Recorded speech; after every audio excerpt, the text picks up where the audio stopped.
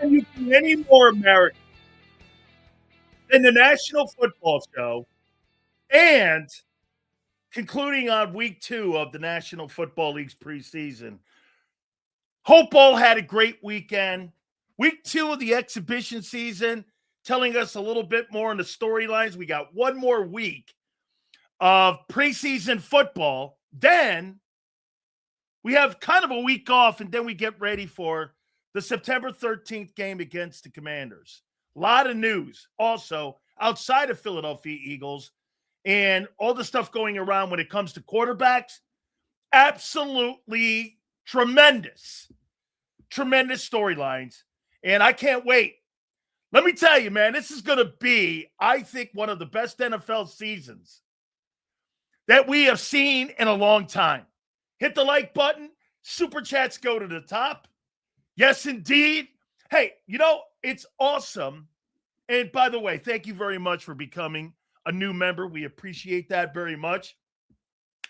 So let me give you my takeaways in what I saw with the Philadelphia Eagles in that game against the Patriots. By the way, real quick, okay? The practices, the joint practices, and then the game on Saturday. I got to tell you, dude, that was a good work a week. That was a good week of work for the Eagles this past week against what I think is a pretty good football team in the New England Patriots. So, let's start into it. What did I see? What was the most important thing that you took away from this game with the young Eagles on Saturday? Anybody? What was the number one thing you took away? What'd you take away from this weekend? What would be the one thing that you were impressed with what you saw this past weekend with the young Eagles? Again, no starters out there. Okay? The depth, again. Okay, what did you see? Okay. Thank you, Prince. Run game. How you doing, Suave? See here.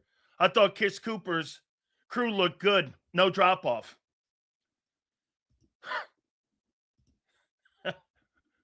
Who? That guy won't make the team. All right, let me tell you what I saw. I saw this. I saw both defense and offensive lines control the line of scrimmage. That was my takeaway. They controlled the line of scrimmage. That is the first and foremost thing that I look for when it comes to any football game, high school football, college game, pro game, backups. I want to know who owned the line of scrimmage, because whoever owns the line of scrimmage is going to win all the time. And they own the point of attack. I thought they did a great job on Saturday at the point of attack on both sides of the football. I thought it was a good showing. I thought the front seven played good on defense, and I thought the offensive line and the backups, I thought they played really well. So you rebounded with your young Eagles in that game against the Ravens where they didn't show up, to where, guess what? You showed up against the Patriots. There's still a major issue, though. And if you look at it, let's take a look here. You're 4-20 in the last 2 games on third down. And the only thing that was a different part with this game versus the Ravens with your young guys was that they were winning first and second down the majority of the time and keeping it in third and short. So really, third down didn't become an issue. But third down always becomes an issue. Yeah, you're 4-20 in the last 8 quarters of football on third down. That will come and get you, and it always does. So that's still something that you have to keep an eye on. They're not very good on third down. Now, they did get 18 first downs, which means what? That means they, like I said, they were doing a better job in this game against the Patriots on first and second down. So, I mean, 420, it will come back to haunt you. I mean, okay, I don't 4 for 20 anymore, so try again. You were 4 for 20 in the last 8 quarters on third down. Stop talking when you don't know what you're talking about. Just sit there and listen. Sills, I was listening to the Patriots broadcast. By the way, some of those guys in that broadcast are really good friends of mine. They were saying the Eagles' offensive defensive lines were better live on air. They said the Eagles are better at the trenches. Correct. I thought they did a really nice job, Prince, on Saturday in the offensive line and also on the defensive line in this ball game. Get this. 22 first downs. That's what that guy said they got. Try again, guy. Try again. Okay? Try again. I'm talking about something that haunted you all year last year. It's third down. What are you not understanding? You were 4 of 11 and 0 for 9. At Miami, that's 4 for 20. That's still something that you have to work on. There's no conversation. You stunk out loud a year ago on third down. That's something you have to continue to hopefully get better. Okay? So, I would say this. Still, the big takeaway was that they were able to win the line of scrimmage. Okay? I'm not buying that our depth is great as much as I'm buying the Patriots' trenches being horrible. I don't think the Patriot trenches are horrible. I think that the Eagles had a good day on both sides of the football. Okay? That was last year. We brought in a third down specialist with Grizzard. That is such a stupid comment. So I think part of the sucking in the passing game and third down, it's a terrible depth at wide receiver and tight end. Again, you were able to control the Patriots, not through the passing game, really, but more intermediately in the passing game and more to the point in the run game.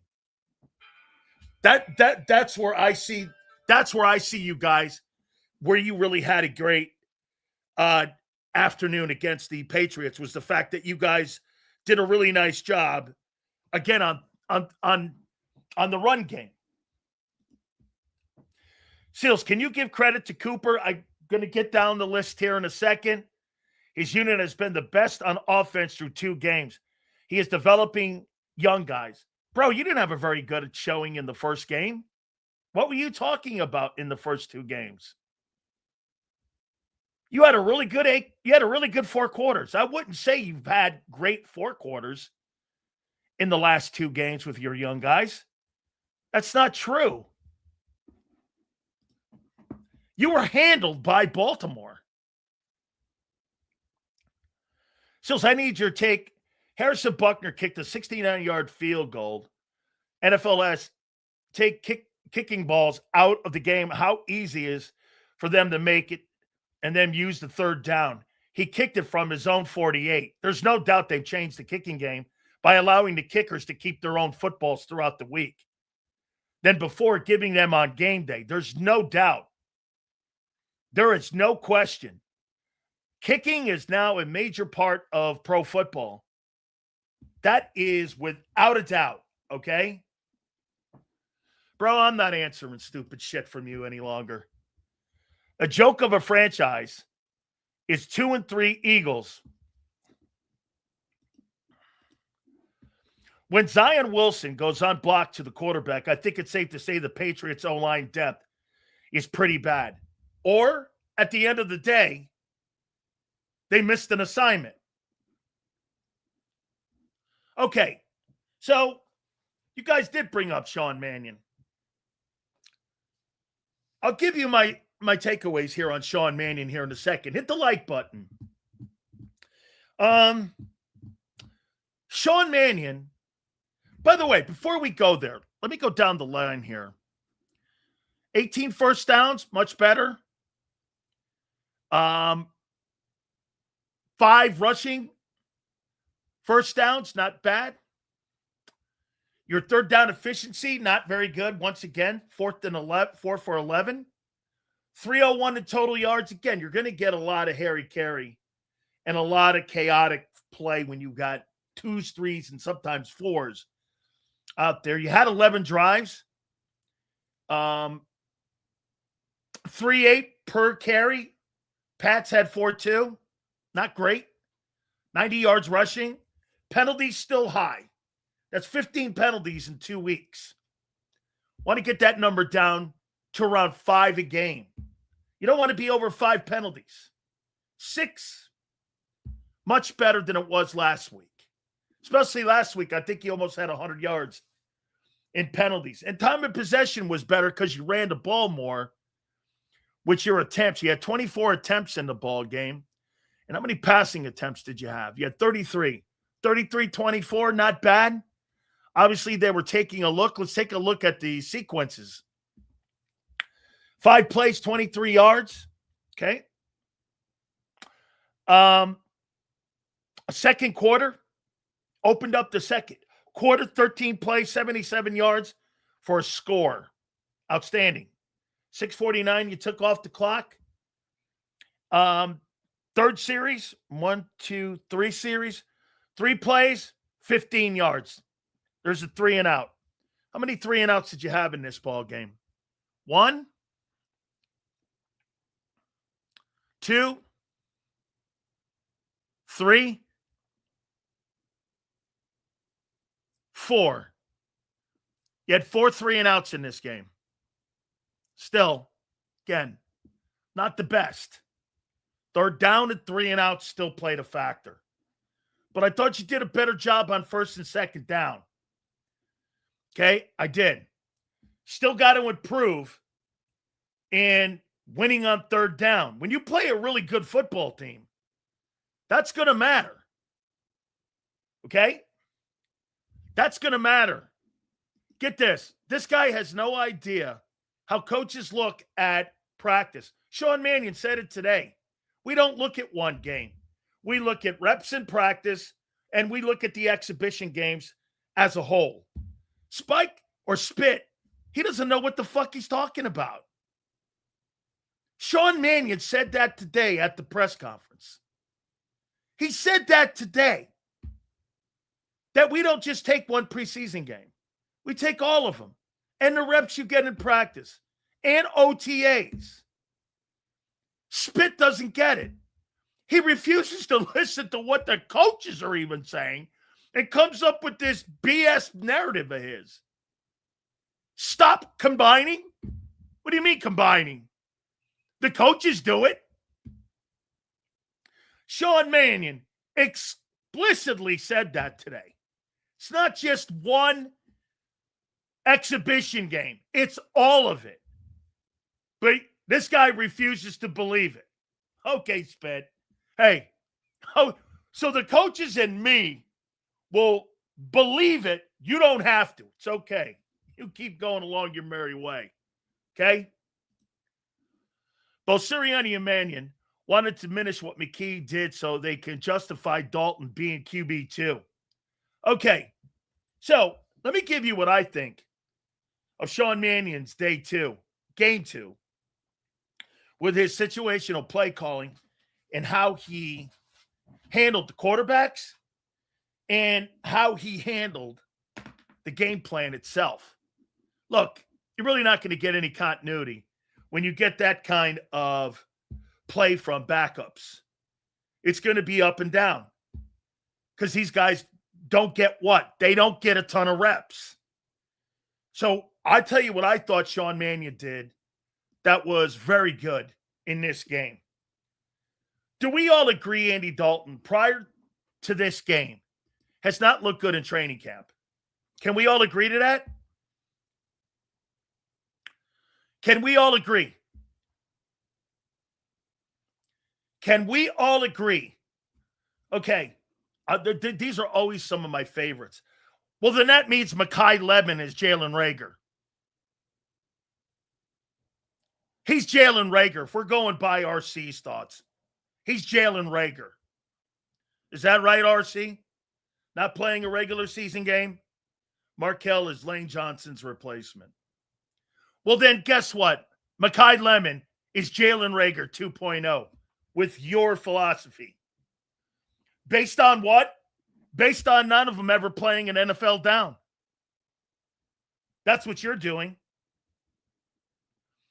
How do you know that?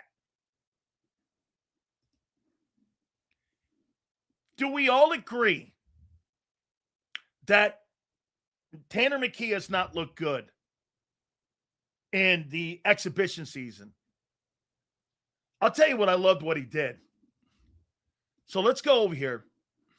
16 of 22, 173, 2 TDs, 125, 8. I'll tell you what I loved what he did. This guy can't play under center. So what did Mannion do? Put him in shotgun. That's a quarterback understanding who's now turned into an OC. That guy's not going to play well for you under center. What did Mannion do? He evolved. He saw that he can't play under center that hot. He struggles under center. This was one of the things that hampered Tanner McKee coming out of Stanford going into the NFL draft. The majority of the stuff that was said about him was that he wasn't very good under center. They put him in shotgun. He performed better. Sean Mannion saw that, and he played better. That's great. That's not forcing a square peg into a round hole. That's an OC going, well, we're going to put this guy in this position here. And hopefully that's a sign that that's exactly what they're going to do with Jalen Hurts.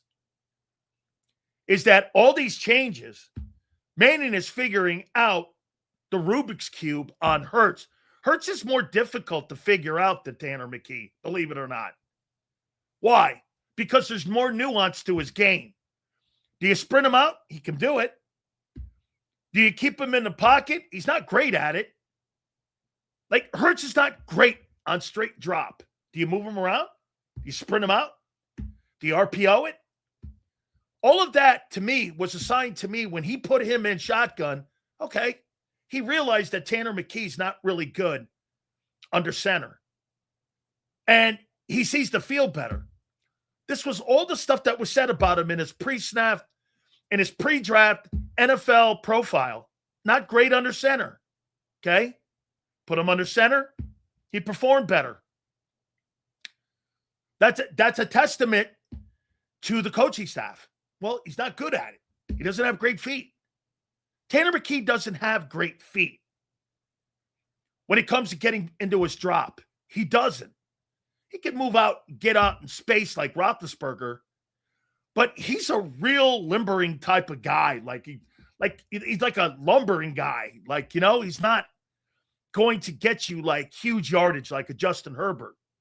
So you've got to kind of coach around that deficiency. He doesn't have the greatest feet. And Mannion saw that. And I thought there were quick throws. I thought Sean Mannion was a lot better. And I don't know if that's because he was in the booth compared to what he was doing last week when he was on the sidelines. But that was a better game. I thought situationally, they saw what the Patriots were not doing. The Patriots, for whatever reason, they gave everything up underneath. They were not covering at all on the numbers and out in the perimeter. I don't know what they were doing. They were just like hoping that the kid made a mistake. And the shorter the pass, the higher the percentage on the completion. They were giving those 3, 4, 5-yard completions. McKee and Dalton early were making those. So I thought Sean saw the game a little better than what he did in game one. He saw that he could dominate the offensive line with the offensive line against the D-line. He was put in better field position. I thought he utilized that. They were third and short a lot. Third down again is the only thing that is still a problem for them. We'll see when they play good teams, when they get their starters in there, if that thing rectifies itself. But all in all, I thought the roster had a really good day, and they improved, especially on the offensive side. I mean, I thought the quarterback play was a little spotty with Dalton. McKee was better. I thought, without a doubt, I thought you moved the sticks.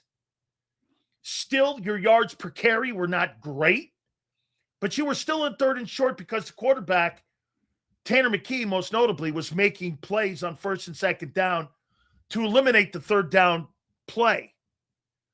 I mean, I thought Shipley was okay. I thought he played well. Carson Steele, these are one of those camp guys. Not really anything to take a look at. He won't make the football team, but it was a good performance. That'll help him potentially make another practice squad. But he's a non-factor, and he won't be. By the way, we're going to look at our 53 guys and who we think makes the football team heading into the final exhibition week. So we're going to do that today as well. But all in all, much better. I thought the energy was better. I thought the fronts were better. I thought the communication with the coaches and the quarterback, I thought that was very good. Yeah. All in all, a very good day. And all in all, a pretty good week. You know, you competed all week long against a very good football team. Now, do I think New England's one of the top 4 teams in the AFC this coming year? Yeah. I think they're probably in that conversation. Top 6, top 7, top 8 AFC teams. Yeah, I do. I think Willie Lampkin's going to make the ball team. Okay? Carson Steele needs to be a good special teams player to make this team, unfortunately. He's a camp guy, dude. And as good as he played, that's exactly what will be his highlight reel as he shops for another team. He's not making the Eagles. Unless he clears waivers and he's able to be put on the practice squad, maybe they keep him there. That guy's not making the football team. We need to get rid of both Dalton and McKee and go sign Russell Wilson or trade for Jameis Winston. We need a decent veteran. Dalton is done. McKee was never actually good. Hell, I'd like Pickett again. I'm all right with a guy with 100 starts in the NFL backing up Jalen Hurts. I get this. Russell Wilson, that's not the kind of drama I'm looking for with my backup. Look at this stuff going on right now with the backup quarterback and the quarterback and people are talking about with Cole Payton. Cole Payton's a dude. He'll be lucky to make it to a roster. He will maybe make a practice squad. Dude, you got guys like Kyle Trask who were drafted in the second round who don't have a job. What makes you think Cole Payton is going to make a football team? Because why? He can run around. He's got good athletic skill. That doesn't mean you're a football player or an NFL quarterback. I mean, Cole Payton is more talented as an athlete than Tanner McKee. That doesn't mean he's a quarterback in this league. Just because you can run around like Trey Lance doesn't make you a quarterback. There's more to playing that position than 40-yard dashes and having a big cannon arm. You got to be able to see the game. That kid can't see it yet. He's got a skill set. Great. There's a billion guys like him that you could take off the scrap heap. Tyler Huntley, the kid in Baltimore. Really? He'll never be as good as that player. Tyler Huntley is a good football player. You think Cole Payton is going to be a better player than Tyler Huntley? Highly doubtful. I mean, you've got to take your passion sometimes for these players out of your evaluation. You can't just go, well, hey, man, this kid, you see that kid run the football? Man, Carson Steele, the way he caught the football, great. You think that guy makes the football team? There's a 0 shot at him making the team. 0. Maybe a practice squad. Maybe. The Eagles have too good a roster for that to go down like that. You're not keeping that guy over Will Shipley. And you're not keeping 4 running backs. I mean, that's ridiculous. You need to take the hate out as well. Hate? I don't give a shit about the player either way. Can he play? Can he help my team? Why? RC doesn't get it. That's how general managers will look at their roster. You think they hate on their roster? No, they got to make tough decisions. This isn't about falling in love, guy, with anybody. Sills the hater? Because I said that guy has no shot in holy hell of making the team. He's got 0 shot. Cole Payton is not an NFL backup quarterback. He's barely a third-team guy. If that. Dude, that's just reality. I mean, these people are falling in love with the names on the jersey sales. Of course they are, because you know why?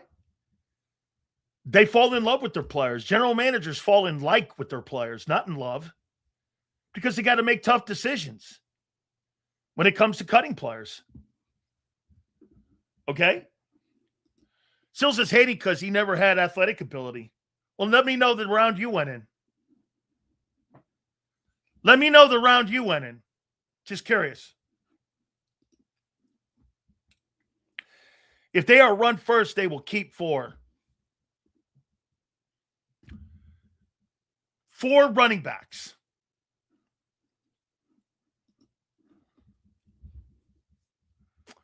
You don't know what Cole Payton is. No one does. Nor does college matter now. Or does college matter now? Because just the other day you said McCaffrey's better than Lemon. McCaffrey's better than Lemon because he's played. Because he's played. Lemon hasn't. McCaffrey's got a year under his belt as an NFL guy. Lemon doesn't. Dude, whatever. If you think Cole Payton is your future backup quarterback, more power to you. I'm not debating a 4th fucking guy who has 0 shot at playing in this league.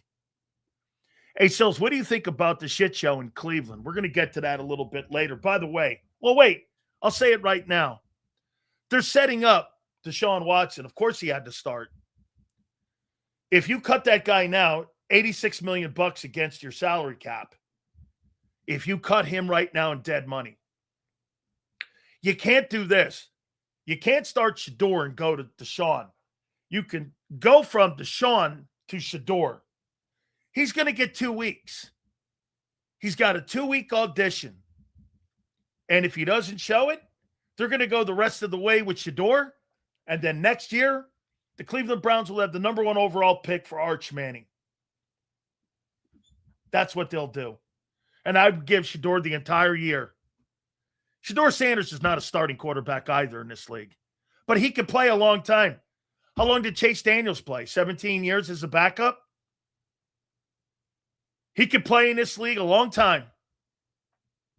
Long time.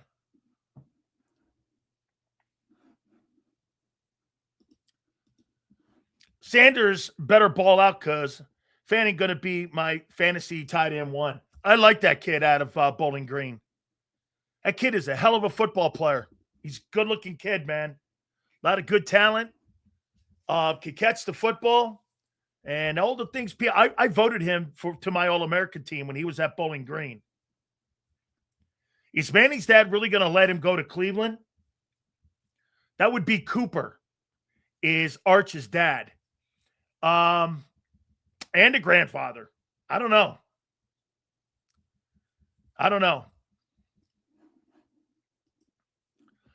Chills, I like the stretch plays from Mannion.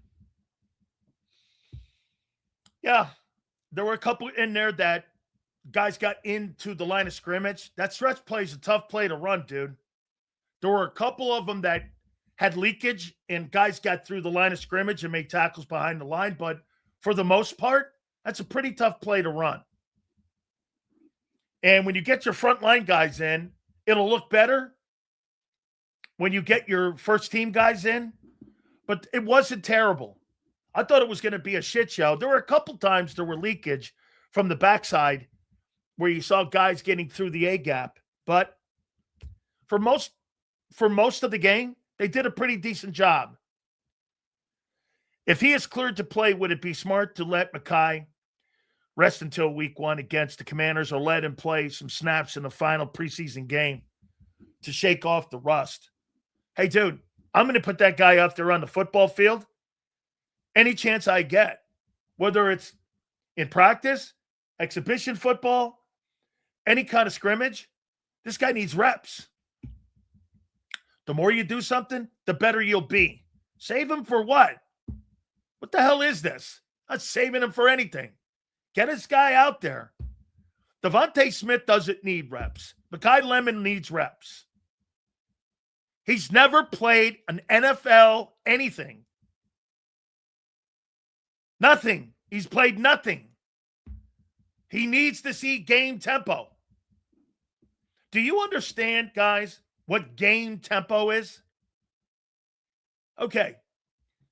One of the great learning lessons that I got with Jimmy Johnson, everything we did was game tempo. Practiced, ran the drills, individual drills, all of that. We did it at game speed. So when we got into the game, the speed of the game didn't catch us off guard. You do things half-assed in practice, you get into a football game, and you don't know game tempo, you're going to get beat. And it's going to take you time to get up to the speed of the game. Makai Lemon has never, ever, ever, ever, ever played at this level when it comes to game tempo. College game tempo versus pro game tempo is night and day. The speed of the game is so quick. The plays come quicker. Dude, in college, you meander into the next play. In the NFL, it's like this. Bang, bang, bang, bang, bang, bang, bang. These plays come rapid fire at you. They come rapid fire. There's no time. And you've got to get up to that speed, and you have to understand that these plays are coming at you. College, it's like bang, bang, bang. There's a slower tempo. NFL, bang, bang, bang, bang. Put your head on a swivel. It's real. 49ers owner got busted for buying a street check. Well, don't worry about it. It's the NFL.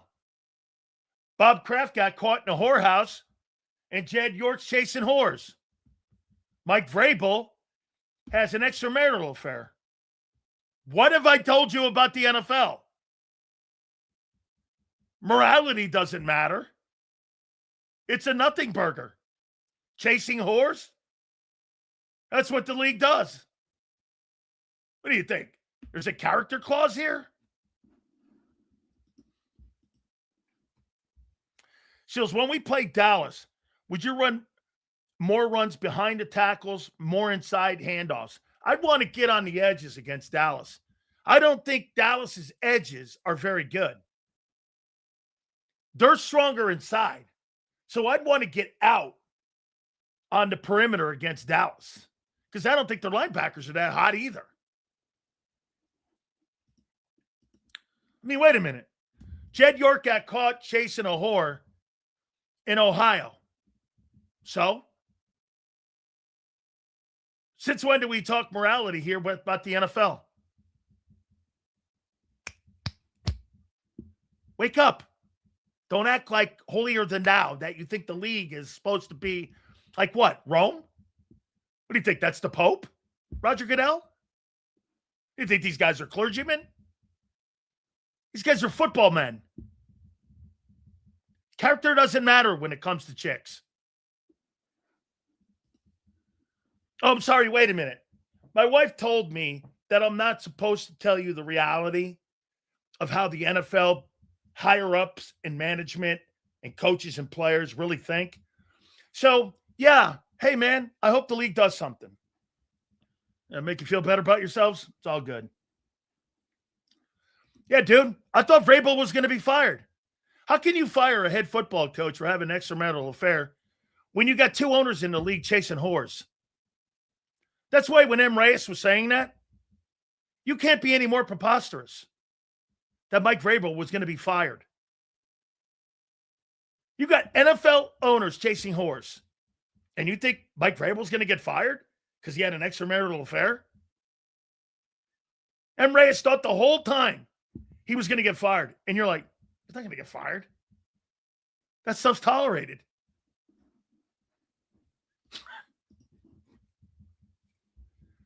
Oh, I see. You're going to fire a coach, but 2 owners can go to whorehouses. Got it. So those dudes be acting like they're the most faithful dudes in the world. Hey, listen, I get it.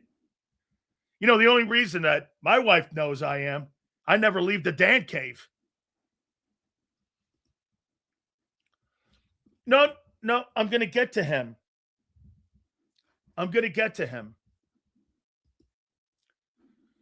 Can't believe the 49er owner was at a trailer park looking for discount strains. Why? Why can't you? It's the NFL, dude. Sileo, Mike Vrabel should be fired for extramarital affair. That was like laughing at all of you who were saying that. Like, really? I mean, all right. I'm going to say this to you here. I got to tell you, the first project for Chris Cooper is going to be Markel Bell. And he's having a good camp. And he's not going to teach Landon Dickerson or Lane Johnson or Jordan Mailata anything that those guys weren't taught by Jeff Stoutland. All he can do is maybe give him some pointers, being an ex-player, whatever, but really, Chris Cooper's impact on those guys are going to be minimal. And not a lot. When you've been coached by the best offensive line coach or one of them, there's really nothing Chris Cooper can teach those guys. Now, Markel Bell, on the other hand, Willie Lampkin, that's a different story. And right now, Markel Bell is having a good camp. Had a good week. I'll tell you this, Lonzo Highsmith was watching him. Obviously, he's a Hurricane. Director of college scouting up there for New England. I said, how did Markel Bell? He goes, hey, dude, he's doing he's doing really, really well. He thought he really did well in one-on-ones up there. When they were doing one-on-one pass rush, slides his feet well. Chris Cooper's doing a nice job with him so far. We'll see how that plays out. It's only training camp. We've been in We're talking July, almost a month. A full month we've been in training camp. I wouldn't read a ton into it, but I'd read something into it. That he's making some impact here with the kid. And we'll see what that looks like going forward. Because one of the issues you didn't have a year ago, you didn't have depth in your offensive line. I mean, that was a very, very, very thin unit a year ago. So much so you had to play you had to play injured players in Cam Jurgens and Landon Dickerson. And it affected the team the entire season because you had no depth. You had no depth. Okay? Still said we would rue the day because Stoutland was the best ever. You still may. On August 24th, I still hold to that. If you think that Chris Cooper on August 24th is a better offensive line coach than Jeff Stoutland, I'm not debating this. Resume speak to it. And I'll show you this when he doesn't have a no-compete. There'll be 25 teams lined up for Jeff Stoutland when he is able to coach again. He's got one more year in this coming season at the first of the year, he'll be a free agent. He'll be the most sought-after offensive line coach, maybe in the offseason, that we've seen in a long time. Okay? See these comments? Antiquated. They were still, a year ago, the 7th best O-line. Antiquated. He's making excuses for a guy who's had a decent start to his time as a coach in Philly, not having played one game yet. Well, we'll see. As a matter of fact, Chris Cooper was basically fired in Minnesota. Fired. And he's an upgrade. Okay. No problem. 10 Jules. Hating? Reality. Wait a second. Get this. Anybody who says on August 24th that Chris Cooper's a better offensive line coach than Jeff Stoutland, we're not debating that. Seals, thoughts on Trotter Jr. caught in a numbers game? What does Howie and Vic do? Trotter Jr. is not caught in any numbers game. Okay? Not caught in any numbers game. I do believe that Markel, though, is playing well. Let's see if he could be. His job, in my opinion, is to beat out Fred Johnson first. Chris Cooper was fired, and the best guy who played under him ripped him apart in an interview. Yeah, he's down in Houston now. I've heard nothing positive about that guy except for people talking in Philly. I've never, ever heard a player that played for him say anything about him. I've heard players currently on the Eagle team just revere Jeff Stoutland. You give me a player that's ever said anything good that was an offensive lineman that played for him. Let me know his name. I don't think anyone is debating Cooper's better than Stout. Yeah, but my problem, Jimbo, will be what's going to be the drop-off this year. We're going to find – Jimbo, I don't know that. I just got through saying, no. One of the cool things that came out of that game this past weekend against the Patriots was I thought you won the line of scrimmage. That's a testament to his guys and to rebounding after week 1 against Baltimore. Sills, I know the Eagles haven't played a snap of real ball yet, but this team is a disaster waiting to happen, feels like to me. I just hope we find a good coach and bring Jeff Stoutland back. Khalid, I wouldn't go down there yet. Okay? I wouldn't.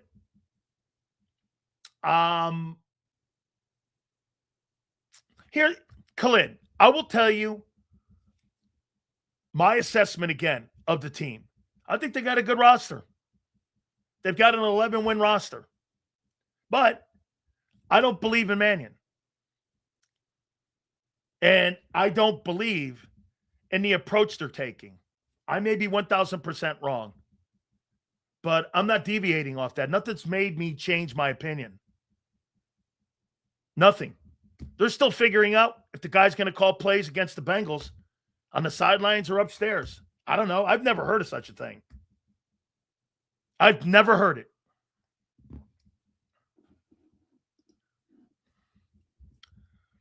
Sills, well, Miami Dolphin players made Vic seem like he was washed. Can this at least go for Chris Cooper? Yeah, but nobody ever really thought that about Vic Fangio.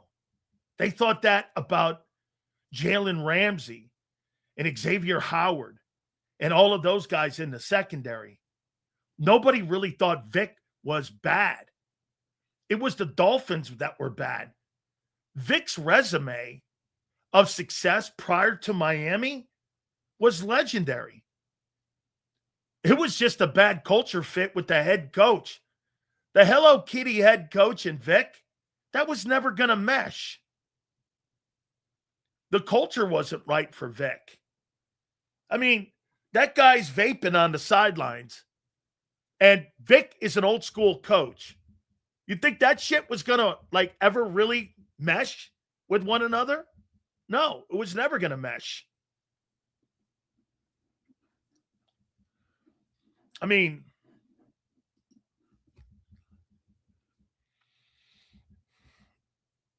can we see the games first, y'all? So quick to jump to Nick without even seeing it first. Yeah, see, and Prince is right. And quite frankly, here's what you're doing when you've got Sean Mannion involved in the conversation. By the way, I said I thought he had a really good weekend. But here's what you got to see. Watch this. Can we see a game played first? Hey, can we see the guy call his very first game? That's a lot to ask. Hey, let's wait and see how he calls the game. Hey, let's wait and see his very first game as a play caller. That even sounds wild.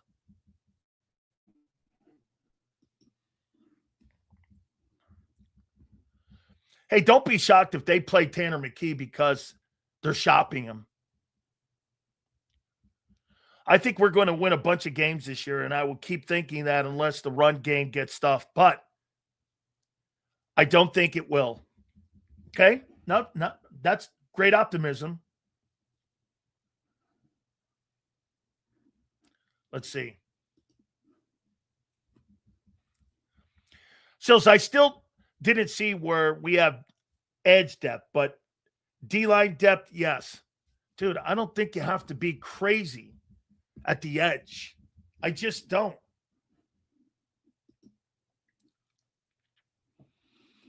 Hey, Sills, I just wanted to say go Birds. All good, my man. Appreciate you coming aboard. Thank you.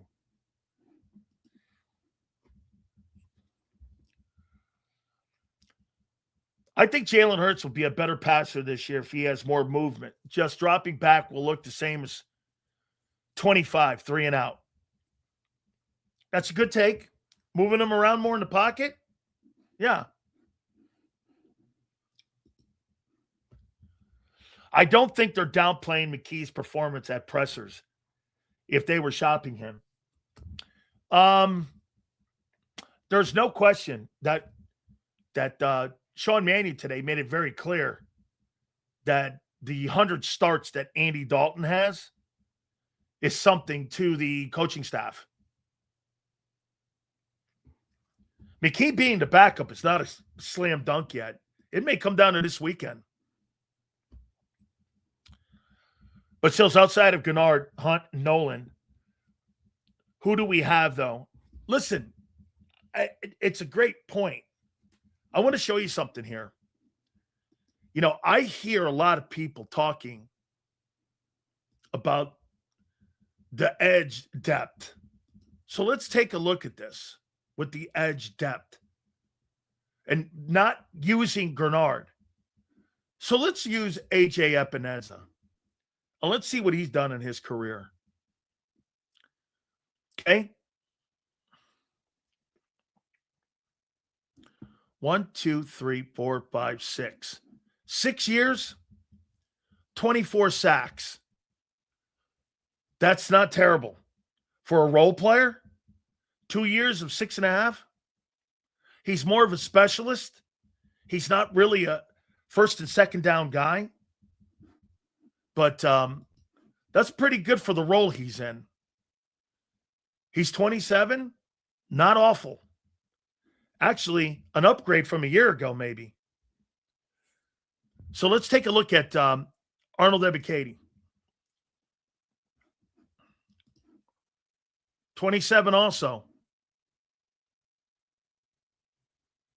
16.5 sacks. 2 years of 6 in Atlanta. He's clearly a specialized guy. He could not play the run to save his life in Atlanta. Raheem Morris had him. He could not play the run. He got knocked on his ass, and he is not a guy to set the edge. But third and long, 1, 2, 3, 4. 4 years, 17 sacks. That's pretty good for the role he's going to be in. I would give it to you here, though, Donnell. I think you're deeper this year. I don't think these are 3-down guys. I think maybe more of AJ being a 3-down guy. The other guy from Atlanta is not a 3-down guy. Don't kid yourself. He can't play the run. But Davis and Carter, you keep that in 3rd and short, or you keep that in 3rd and long, and you bring those guys in, and you're rotating those guys as your 3 and 4 guys, that's a good role to have them in. So my question is going to come down to, if Greenard can't play, you really think Alex Hunt and Nolan Smith are going to be able to set the edge? They couldn't set the edge last year. That's why they went and got Jalen Phillips. So that's going to be something to keep an eye on. Remember, why did they make a move for Jalen Phillips? Because they were not setting the edge well. And because Smith got hurt.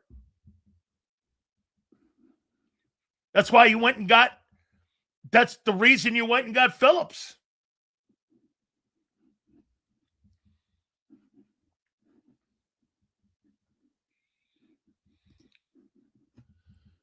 Big Sales, I like your takes, but please explain, if Bond and Campbell play well, how does Vic get Trotter on the field, rotate him with Campbell on rundowns? No, I think that's going to be situational moments where Vic, it's going to come down to injury and opportunity. Going to have to wait your turn. Trotter's going to have to wait his turn. Hey, look how long Zach Bond waited his turn. 4 years. Guys have to wait their turn. It's what it is. How long did Dallas Goedert have to wait his turn? Behind Zach Ertz. Some guys have to wait their Jordan Mailata, waiting behind Jason Peters. Guys have to wait their turn. It's part of it. It's called being a good team. It's called being a good team, man. Yes. His kid's coming to life a little bit. Do I think he is earned enough to where you put him in and he's a factor against top flight O-line? That's still a question mark. Remember, he's playing against the backups. He's playing a lot better. Put him in a game with people like Landon Dickerson or like Zach Martin, guys like that. How well is he going to play against them dudes? Dude, trust me. Playing backups and playing starters, that's a whole different group. When you're lining up against Bruce Matthews or Mike Munchak and you're playing against their backups, there's a significant drop-off in skill, ability, strength, knowledge, all of that. But he's showing signs of moving his feet. There were a couple times out there he stopped his feet. He's a very physical kid. He's just got to keep moving his feet better. And he's got to move his hands more. He's got to fight more with his hands. Get him off you, man. Like, he'll engage in you. Once that offensive lineman is engaged in you, he's beating some of these guys because of his strength, because he's stronger than them. When you play like starting offensive guards, you're not going to win that. It's going to be a stalemate. O-linemen always win the stalemate. You've got to get depth. You've got to knock the guy back. If you just stalemating your guy, that's an L rep. The O-lineman wants to stalemate you. He wins that rep. So he's got to slide his feet more. He's got to use his hands. I thought he played well. I thought he showed energy. I think he played in the backfield. As a matter of fact, the last 8 quarters of football is the best I've seen him play. Got a long way to go, dude. Is he a frontline backup? Long way to go. The kid, Byron Young, is a better player. He shows more with his hands and his feet and his swivel than what Ty Robinson does. But it's better. Has he played himself on the roster? I think so. I do. Big Sills, you think involving tight ends in the passing game will help this new offense? Depends if they want to go two tight end. Sills, I think we can get away with the Eagles being thin when you have athletic sideline to sideline linebackers. Vic is interested in locking down the edge and not So sacks, correct. I think that's how he plays it. Okay. I never thought Dwight Freeney was a great edge because him being 6 feet. Those run defenses in Indianapolis just were not very good. He's a hell of a pass rusher. Of that group, DeMarcus Ware is the best player in that group with Von Miller. And I would put Freeney third in that group and Suggs fourth. Dane Matthews, Pierre-Paul, it was good in that group, but Von Miller and DeMarcus Ware, you're better players out of those names that you mentioned. I never thought Freeney could play the run well. It's too small. I know, Sills. That's why I think edge is deep is key this year. But I trust your feedback. Thanks. No, listen. I think they're better.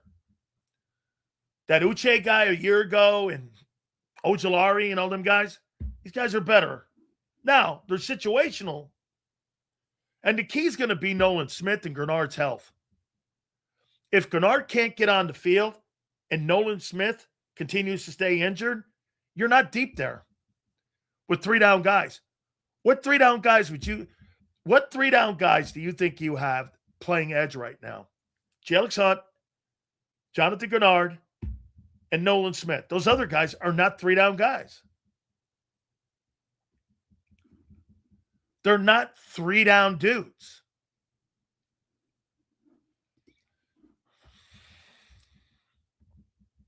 Seals, I agree. I didn't like Ty Robinson's feet, but I'm encouraged he could definitely get better. Yeah, no, listen, slid his feet better. He's hand placement was better. It's the best 8 quarters of football I've seen him play.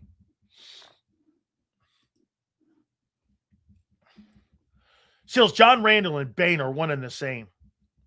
John Randall's engine and motor and ability to play physical inside. Bain is going to be an outside guy.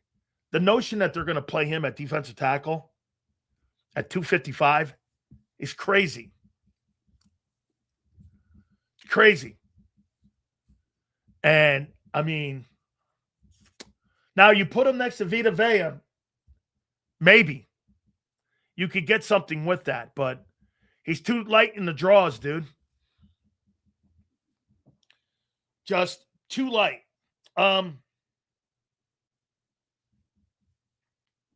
like Mannion. Let me get to Makai Lemon here. I don't know what this guy's role is going to be. So let me take a look at something here.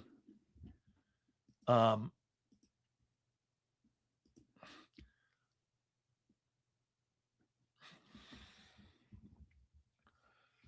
looking at a video right now with Elliott, Makai Lemon, and Sean Mannion getting in some extra work after practice on get-offs and starts. See that little stutter step? That's to get the corner's back turned. That little unnoticed step. Watch when he does that step, that left lateral step is to get the DB shoulders turned out, in. That's a great coaching technique. Watch. Stay out, in. That's what he's teaching him to get. You know why he's doing that? I think Lemon's not going to be a very physical guy at getting off the line of scrimmage. And they're helping him get off the line of scrimmage. I didn't think he was very good at getting off the line of scrimmage at Southern Cal last year. Steps like that, though, help you. In, out. That's a great technique. I think that's Jalen sitting over there, too, on the other side. It is. That's Hurts sitting there, too, in that red vest, watching him do that. Yeah, they're working with him. They got to ramp him up right now. And his role, what will the role be for Makai Lemon this year is yet to be determined. I don't think it's going to be early on. I don't think it's going to be a significant role. But what's going to be a gradual role. But what does that look like? Are you going to come down in nickel? Or are you going to come down in what personnel setting are you going to put him in? I mean, Jalen doesn't go to the third wide receiver. Now, maybe that's something that they're going to do different this year. I'm hoping that that's going to be the case. Theoretically, in the passing game, you play against 11 guys with 10 dudes every single game the last 5 years. That third wide receiver has been a nothing burger for the entire time of Jalen Hurts and his time as a passer. I mean, it's just been nothing. We've gone over this a little bit with the Birds. Check this out. Since 21, watch this. I think Quez Watkins had the most, of anybody. 2021 regular season. Take a look at your third wide receiver. Let's see. Your third wideout was Rager. 33 catches, because Quez was really your number 2 wideout. 33. 7. He had 40 catches in 21. Added a 3-hole. In 22, out of the 3-hole, your third wide receiver was Quez, 33 again. Then 15 with Zach Pascal. That's 48. 48. 33 and 48 catches. Then 23. Your number 3 receiver. Zach Harris had 10. Quez had 15. Jones had 11. 36. You continue to go on here. 40, 33, 36. That's what total you've had just in the first 3 years from 21 to 23. And it went downhill even more. You don't utilize that spot. So where's Makai Lemon's role? Makai Lemon's role is not going to come out of the 3 spot. If he's going to be an impact on your team, he's got to make an impact in your 2 spot. Because unless Hurts is going to sit back in the pocket and progression read to get to 3, that's a lot to ask from the quarterback. So, Makai Lemon, what's his role going to be? You know, when you guys say, I want to line him up in the 3-hole, well, there's not a lot of production there. And there's been no impact there. In 5 years, the least impactful place on your offense has been wide receiver number 3. And to sit there and say that a guy who's missed the entire training camp is all of a sudden going to make an impact at wide receiver 3 is quite a comment. When he wasn't even the best receiver in the draft.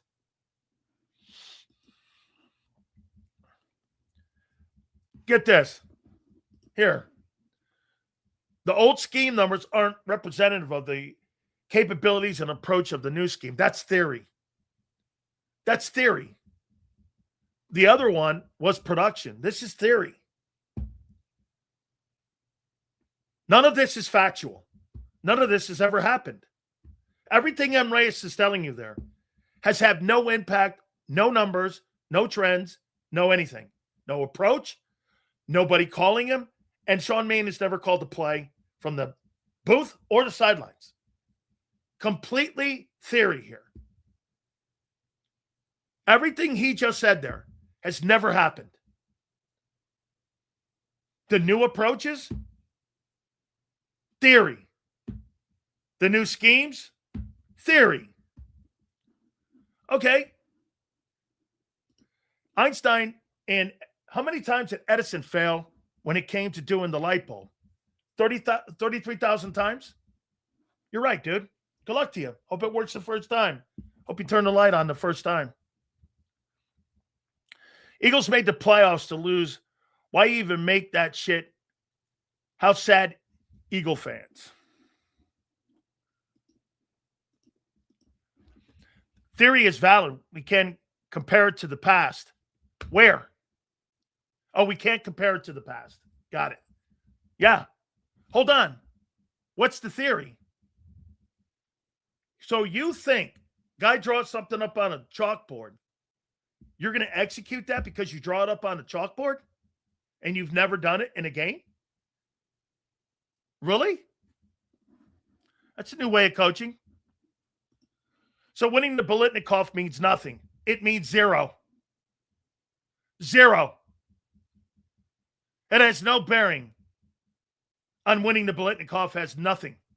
Zero. So let me get this right. You think winning the Heisman Trophy means something? David, let me go to your theory here. You think winning the Heisman Trophy means something?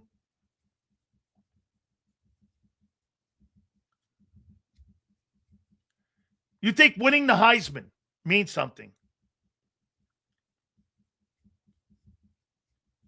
The Heisman Trophy is the number one.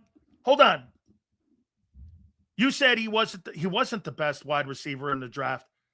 The best wide receivers in the draft were taken ahead of him.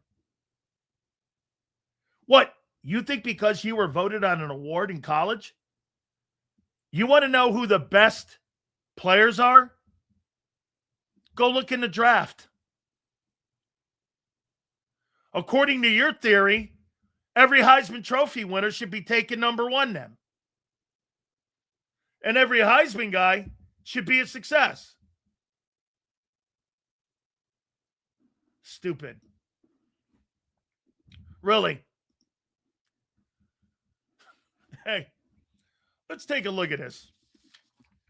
And I actually vote on it.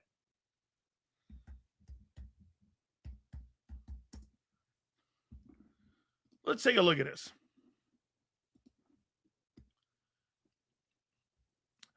Let's take a look at this. This is the winners of the Biletnikoff Award. Makai Lemon, Travis Hunter has done nothing in the NFL. Marvin Harrison, been okay. Jalen Hyatt. Jordan Addison, he's been okay. Devontae Smith, excellent. Jamar Chase, excellent.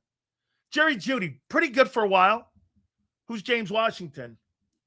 Who's Dede Westbrook? Who's Corey Coleman? Murray Cooper was okay. Who's Brandon Cooks? Who's Marquise Lee? Who's Golden Tate? Been okay. Who's Michael Crabtree? Been okay.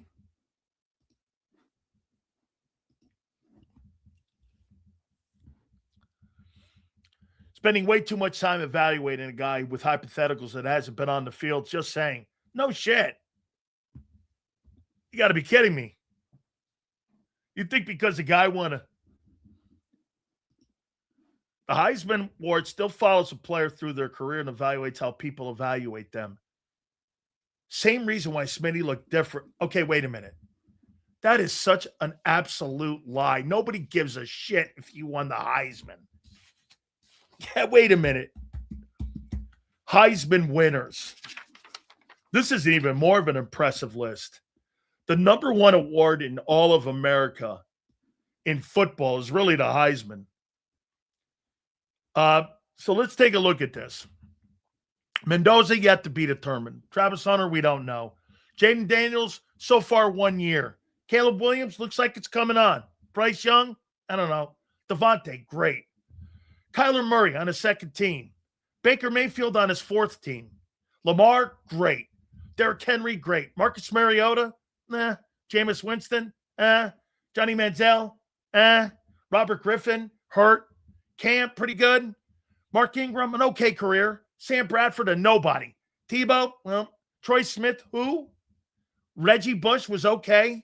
Matt Leinart stunk. Jason White, Carson Palmer, Eric Crouch, Chris Winkie. You think Chris Winkie and his Heisman followed him around? How stupid can you get? Sills, I agree. Florida State quarterbacks, Charlie Ward and Chris Winkie, Heisman winners. NFL bust. Yeah, well, not so much Chris, not so much Charlie Ward.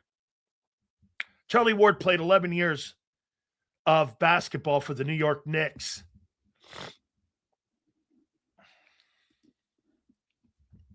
Sills, what do you think led to Mannion's improved play calling on Saturday? Run game. I think they run the ball better. I think they won first and second down. I think it opened up the flats. For whatever reason, New England wasn't covering the numbers. Okay? They just weren't. You're right, David. David, if he was the best player in the country last year, why wasn't he the top wide receiver taken? How many wide receivers went ahead of the best receiver in the country in the 2026 NFL draft? Let's take a look at that. According to David, he's the best receiver in the draft. Well, wait, let's see. So Carnell Tate went number 4. Jordan Tyson went number 8. Lemon was the third wide receiver taken in the draft, 20th. Those other guys were taken in the top 10. If the Biletnikoff meant so much, why wasn't he taken ahead of him?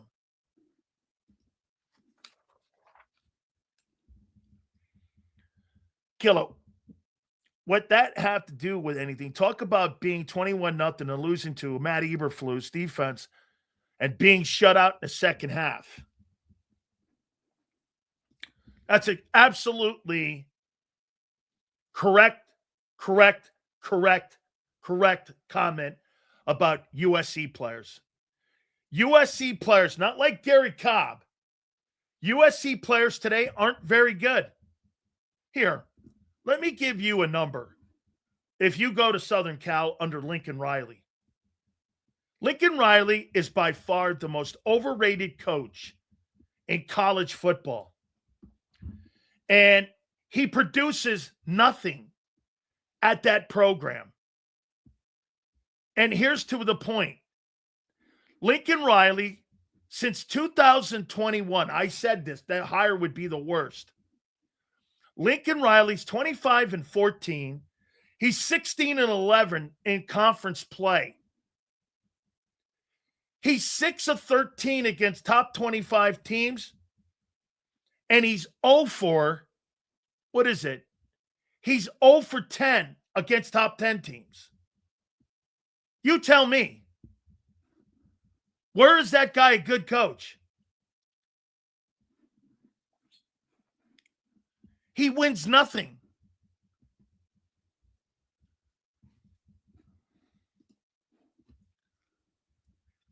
Sills, I think Leonard Williams was the last USC great guy that was drafted, but that was almost 10 years ago. Yeah, and you know who recruited him?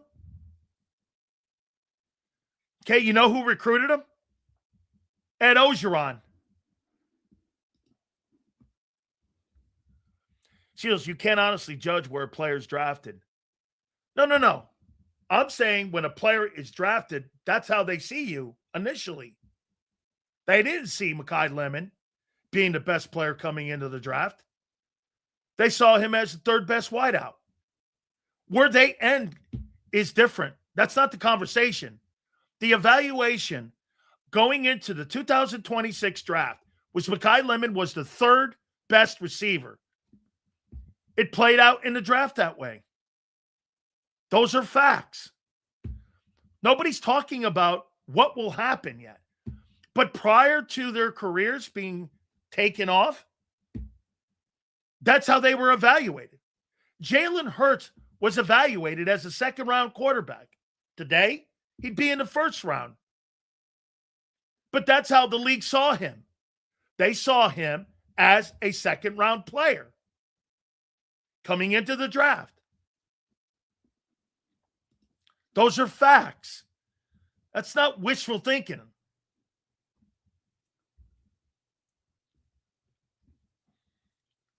I mean, seriously, I've never seen people argue facts more.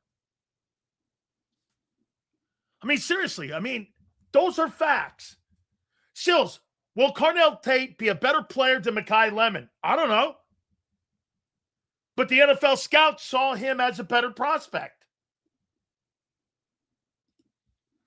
I know, it's like Patrick Mahomes. I'm saying you won't know. Right. I know that. But,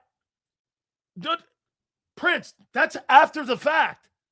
I'm talking about how they saw that player going into the draft. Of course, scouts get it wrong.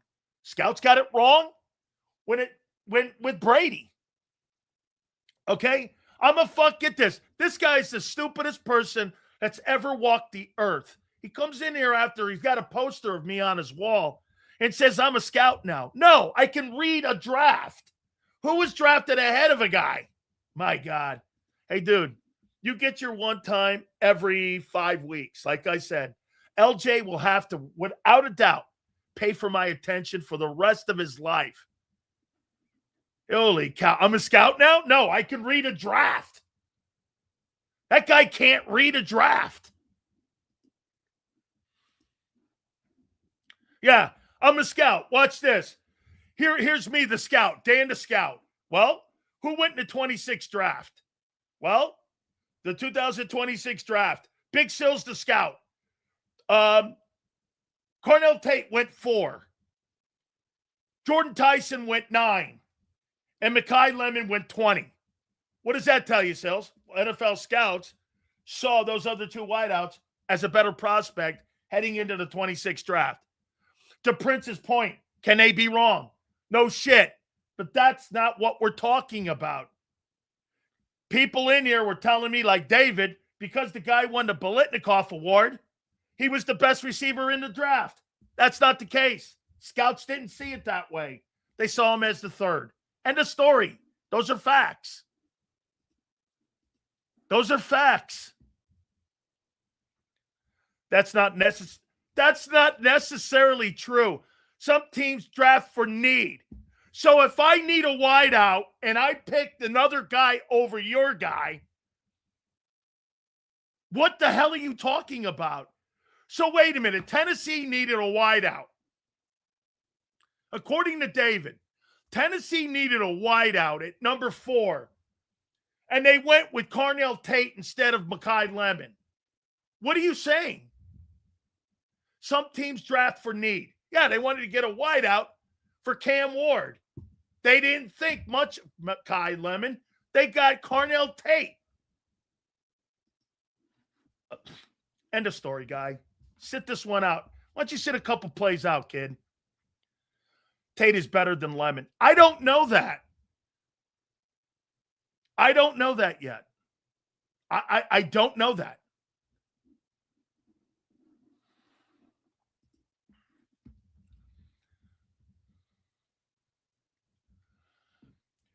Best bets the last 10 years. That's right. Ohio State, LSU, you are not going to go wrong. Absolutely. Dude, frustrating. I've never seen more idiotic people in my life that think they know. Look at this. Look at this. Sills, the Boy Scout. Tate is a bust at best. He may be. He may be. But that's not what they saw. The Titans needed a wideout. They didn't take Lemon. What is so hard to fathom? It's my mistake. It really is. When we sweep the Cowboys last year, I didn't even care about that. That's not our standard. But you beating us one time when we let go of the gas up 21 points is your Super Bowl? So what? The Eagles let off the gas and let a division opponent come back and beat them? That's your way of saying you let up? Wow.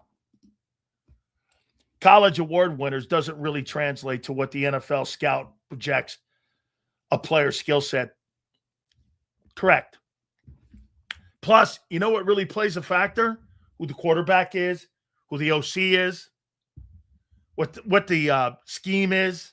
All of that plays an issue when it comes to looking at, like, you know who's got a better chance of developing wide receivers? Kyle Shanahan has a better chance of developing wide receivers than what the Eagles do.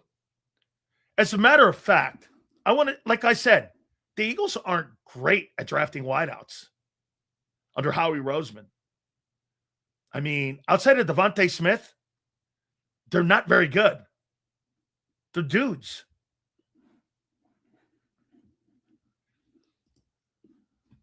Sills, out of 70 Heisman Trophy winners, only 9 of them are in the NFL Hall of Fame. Let that sink in. How you doing? Hey, you want to hear something else? Take a look at how many quarterbacks have won the MVP award that were Heisman Trophy winners. I think it's 2. Staubach, maybe Cam. Staubach, Cam, and Lamar. Let that sink in. I mean, how many Heisman Trophy winners have won the Super Bowl? Plunkett? Staubach? Is that it? Plunkett and Staubach are the only Heisman winners to win the Super Bowl in 60 years? Am I right when I say that?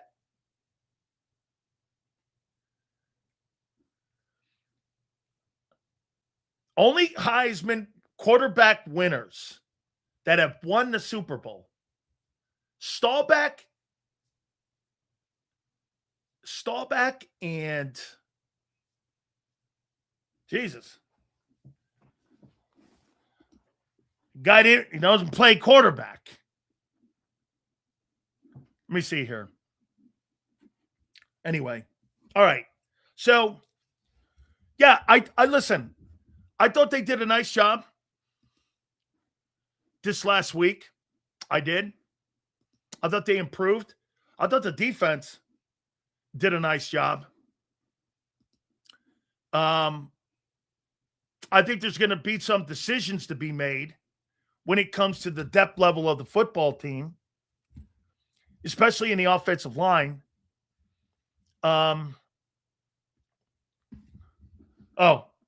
Excuse me.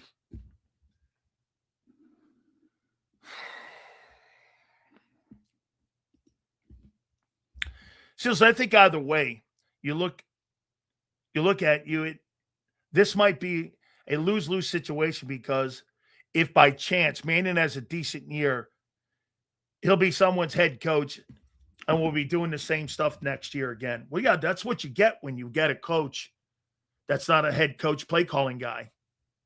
That's exactly correct. You're going to be in this conveyor belt the entire time.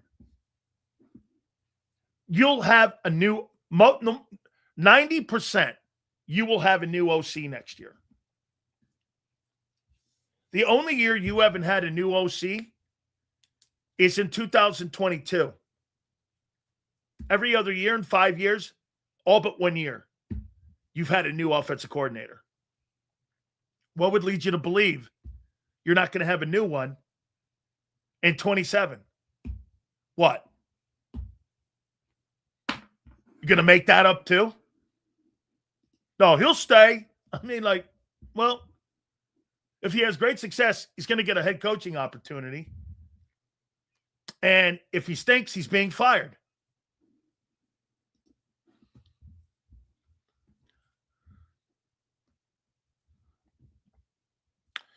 It trips me out when these MFL teams make these players with injury history, and they think they will be better in the pros. Makai Lemon, Jordan Tyson. Man, I got to tell you, DFW, I'm with you. I don't like that. The only guy that I ever said that I would draft coming out of college that was injured was Adrian Peterson. You know why? Adrian Peterson had a shoulder injury coming out of college. It wasn't a knee injury. I remember telling Bruce Allen, I would draft that guy. It's not a knee injury. It was a shoulder injury. I thought Adrian Peterson was special in college, but he got hurt his senior year. And I thought he was going to be a superstar player. And he ended up being, and I think he's going to be a first ballot.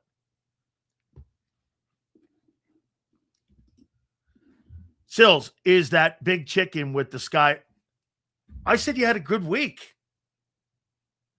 Dude, stop crying.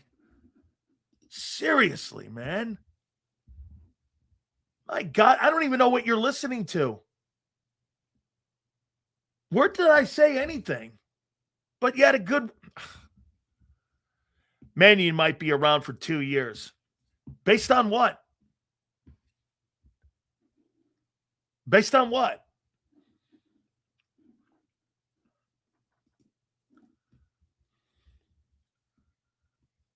Get this. Lemon only missed one game at college. That's not injury prone. Well, ever since he's been a Philadelphia Eagle, he's been in 3 practices between OTAs, minicamp, and training camp.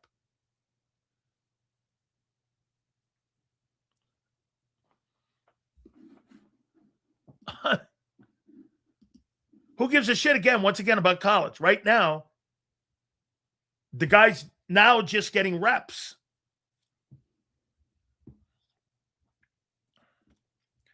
Still says Lamp can have the ability to be a full-time NFL center in this league. Going to have to take a lot of belief that a 5'11 guy can play that position. Okay? Now, you got to remember something. You're most of the time in third down. 69.5% of the time, you're in third down defense. You want a 5'11 guy inside pass protecting for you? Just the law of physics with the D-line getting his hands up in front of the quarterback is a problem. The size alone is a problem. I mean, he might be a good player, but there's some deficiencies on that. The only reason he's even being thought of for a role on this team is because he's good. Okay? Now we're talking run game.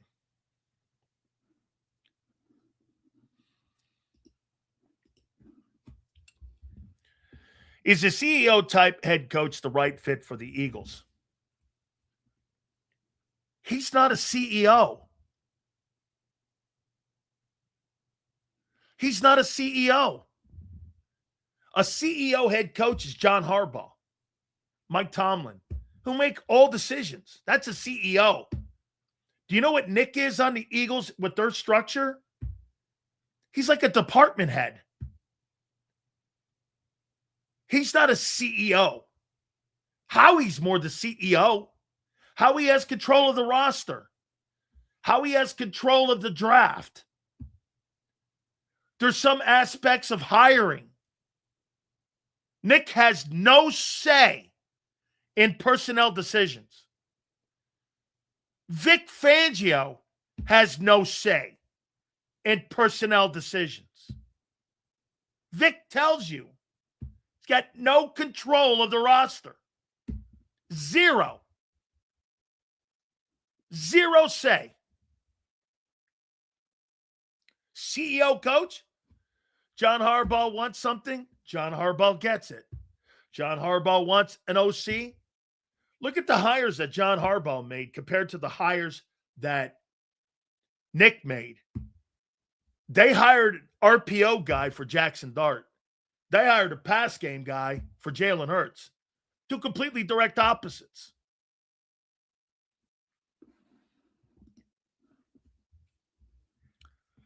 Still, what really pisses me off about the Mannionites is that they keep trying to make comparisons to Reed and McVay.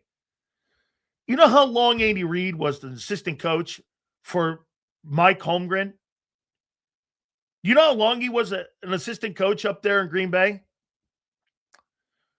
And Sean McVay was the OC in Washington before he got the head coaching job in Los Angeles. There's no comparisons with resumes.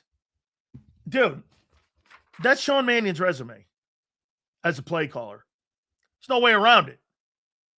That's his resume. Hey, and you know what?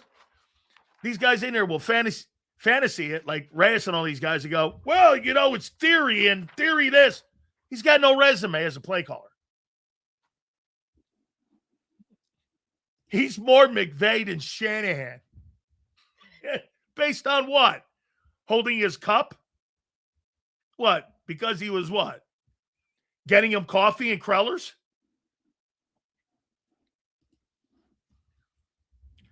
See, if Mannion does this thing and Nick blows again, dude, Nick hasn't really blown. Okay? He hasn't. Oy vey. I give people compliments and they don't even hear it. Holy shit, I've been sitting here glazed donut, the Eagle performance, and you guys are moaning. Jeez, oh, please to me. Sound like my grandmother. All right, man. Holy criminy. Man, if you are not full glazed donut, it is not good for you. Holy criminy. The moaning and the crying. Hey, dude, seriously, you're going to need a lot of Charmin tissues this year. I can tell you that. Without further ado, yes, sir. Great work this weekend. Big Z was kicking ass this morning with John. Oh, by the way, I've got my 53 over here. Look. It's my 53. I don't need another preseason game to see what we're going to do here. So, and I kind of combined linebackers and edges, so we'll do that next. Without further ado, my boy, Big Z, Zander Krause. He joins us now. How you doing, bro? How was your week? What's up, Big Shills? How you doing, my friend? What do you think of the new digs? Dude, it looks freaking sick. It does. It looks awesome. We're gonna improve it even further too, so people can stay tuned. We're gonna be upgrading, but it looks really nice. It does, man. Really cool. Thank you so much, Big Z here. All right, Z, what was your takeaways for the weekend, man, against the Patriots? Yeah, I mean, I thought there were some more positives, obviously, in this game. I like what you said about the trenches. When you win on the offensive line, the defensive line, that to me is a win when it comes to a preseason game. The scoreboard isn't really where you care about winning, but the trenches is a good spot to win. So I think that's a W for the Birds. And I'm still intrigued by this backup quarterback thing. Like, what are they going to do here? I'm kind of out on Dalton. I just don't think he's got anything left in the tank. The other thing that pissed me off was, why are we playing Dalton in a preseason game, even if he's the backup? Like, you draft a quarterback in the late rounds, a developmental kid out of North Dakota or South Dakota, wherever he went. He's got this athletic ability who clearly needs to develop as a passer.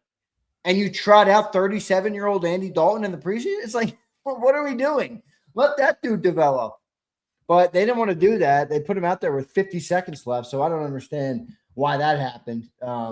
That bothered me a little bit. Ty Robinson looks much better, and I thought positive for the game, but nothing crazy, nothing too good or too bad. Okay, here's why they didn't play Cole Payton more. Okay, can Cole Payton line everyone up? Can he line them up with any kind of consistency? Does he know the plays? Does he know? Now you got to go and learn, Cole. Okay. Well, they feel more. What you're saying though. Yeah, he's not an NFL quarterback yet. No, he doesn't know how to line everybody up. Do you think he knows audibles and getting out of something? Has he seen all that? Dude, like you said, hey, there's no doubt Andy Dalton getting to a point would be really rough, but he knows how to get there. Cole Payton has all the ability and all the athleticism, but Cole Payton doesn't know how to get to the finish line. That takes a lot of time to learn how to line everyone up, how to check. What are you looking at with pressure? I think they're probably looking at him with more of the nuances of playing the quarterback, not his skill set. Does he know where pressure's coming from? Can he set line protection? Does he know his landmark? Does he progression read? Is he going to go down to third? Is he going to lower his eyes in the pocket? Yeah. All of that. Andy Dalton's got 100 starts, dude. I'm going to feel comfortable with that. He may blow out loud, and he probably does. I heard you say that today, and I was like, well, Dalton, he's probably right. He probably doesn't have a lot left in the tank there. But does it look like he does to you? No, it doesn't. I mean, he's missing throws like left and right out there. Yeah. That's like in theory what he's supposed to be able to do. Yeah, he's throwing grounders. Yeah, throwing grounders, air balls. Yeah. I mean, so I don't know. I mean, we had Tanner McKee as the backup last year. I'd feel more comfortable with Tanner McKee as the backup right now. I get it. He hasn't had a great summer. I understand. I'd feel more. That's me personally. I'd rather have Tanner McKee, but I don't know what they're going to do. We'll see what they end up doing. Let me tell you why I think Sean Mannion had a better weekend. So you and John have both been saying Tanner McKee has just looked lost this training camp. You both, am I fair? I don't want to put words in your mouth. Did you say that? Well, I haven't seen him, but yeah, John's been saying that, yeah. Okay. Well, Sean Mannion then said this guy's not very good under center. You go back and look at his pre-draft scouting report. He's not good under center. He's good in shotgun. So Sean Mannion did this. Let's put the kid in a position to succeed. He put him in shotgun. There were more pistol, more shotgun. He was able to see the field better. He's not a very good dropper. He doesn't have the best feet on the planet to get back in his drop. But when you put him back there, you know what he is? He can really see the game. He can really see the openings, and he can. And by the way, I thought Mannion, going to the numbers, for whatever reason, that 2-high safety that they were playing in New England, they did not want to cover the end zones or the side zones and the open zones that all across the. I mean, I don't know what the hell they were doing defensively. However, I thought they picked it up, and I thought Mannion had a better situational putting his guys in position to be successful. So there was progression from the Ravens game where he went, well, let's take him out of under center. Let's put him in pistol. Let's put him in shotgun. Let him go to the flats, and let's just throw him the ball in. Throw those intermediate high percentage passes. That's what he basically did.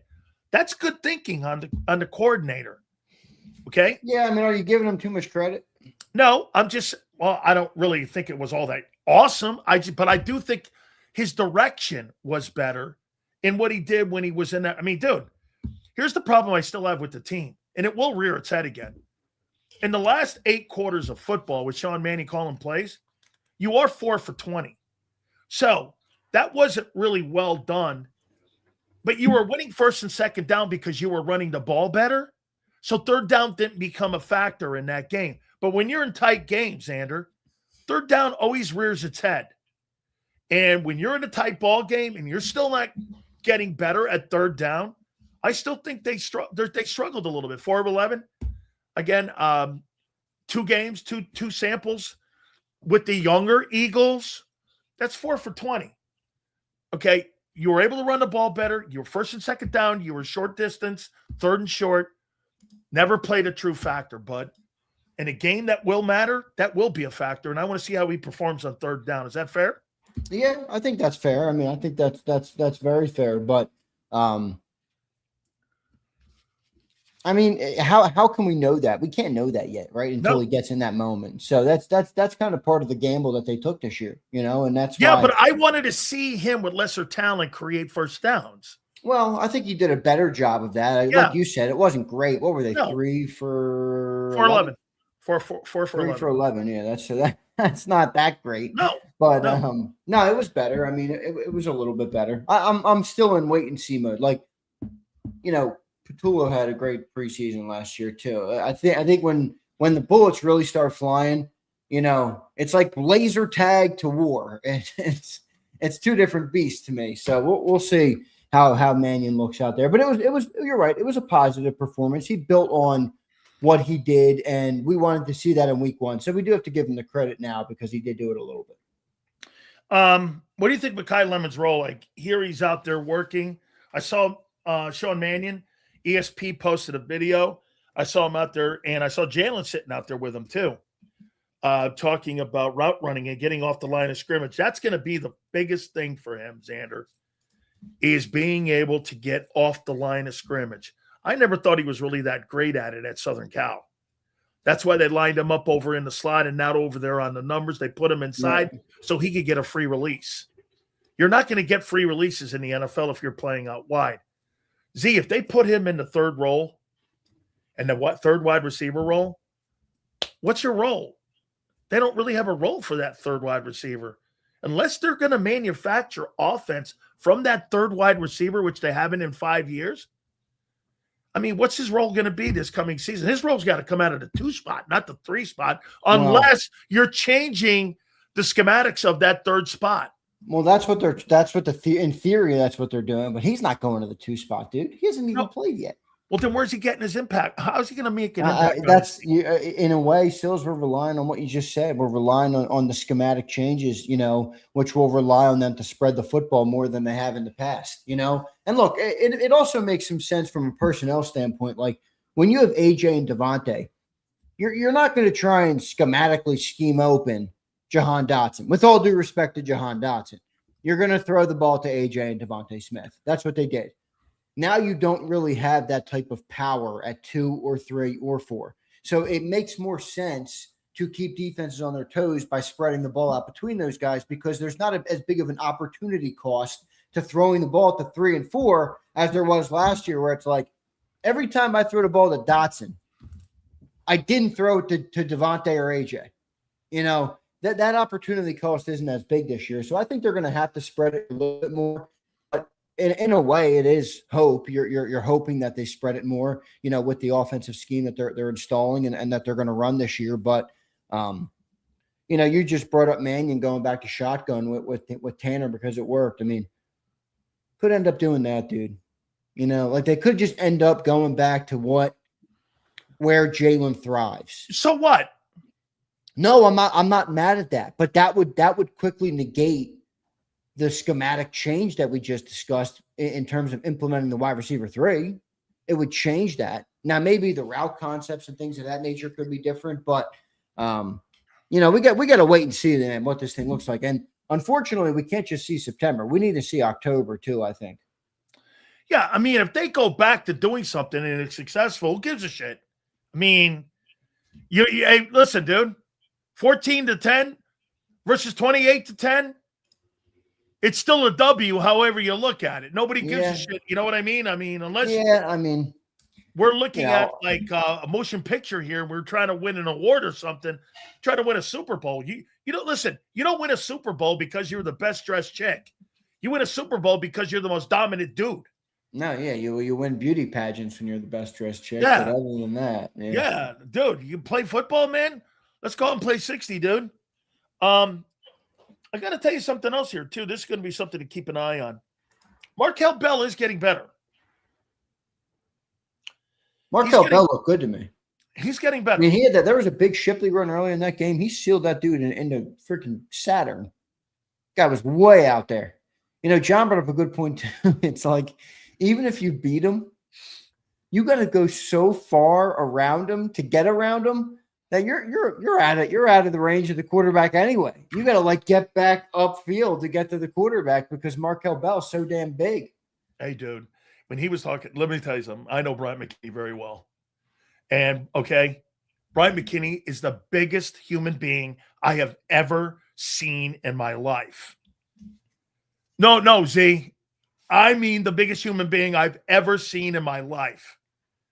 And like Andre the Giant kind of shit. And Markel Bell's like that, too.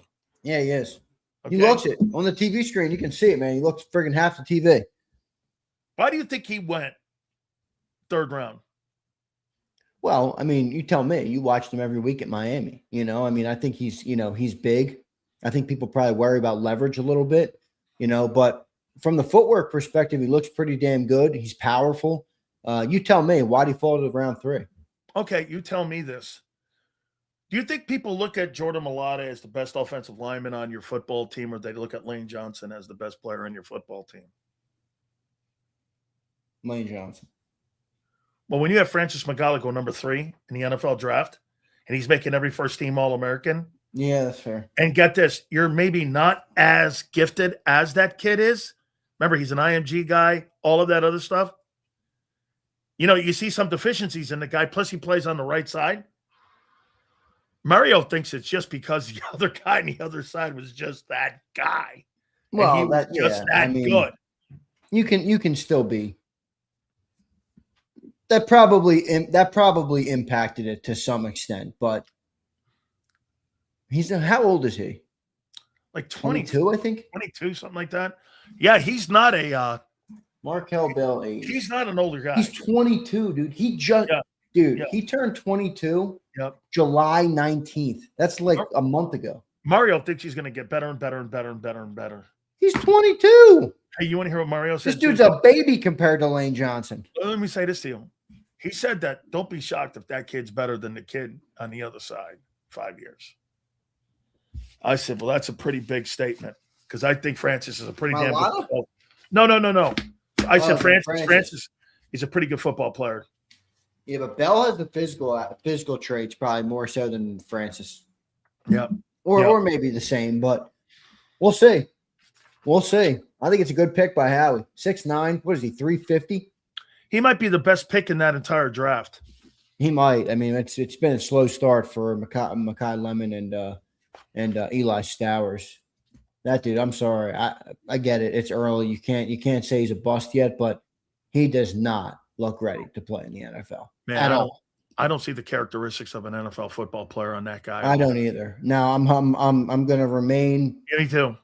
Somewhat in the middle on it. I hate saying that too because I'm not going to be optimistic on it. I'm just going to be in the middle on it until I see more. I hope he just doesn't look like he can play yet. I hope I'm pleasantly surprised.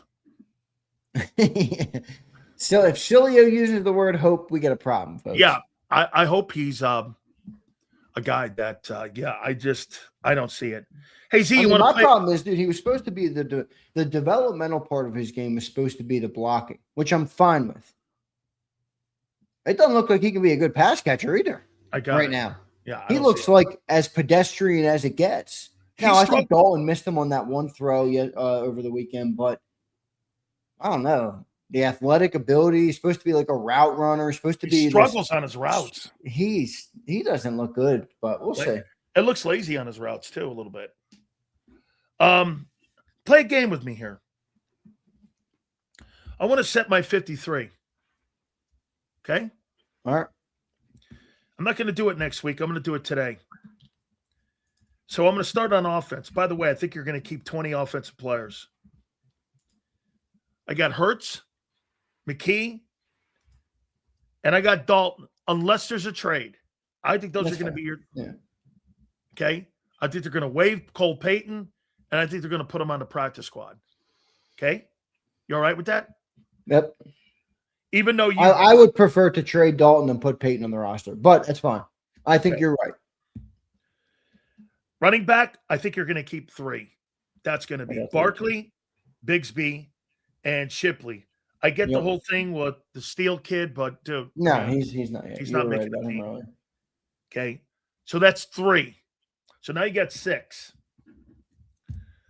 Goddard, I think you're going to keep more here because you're not very good there. Wait, what did you say you cut out?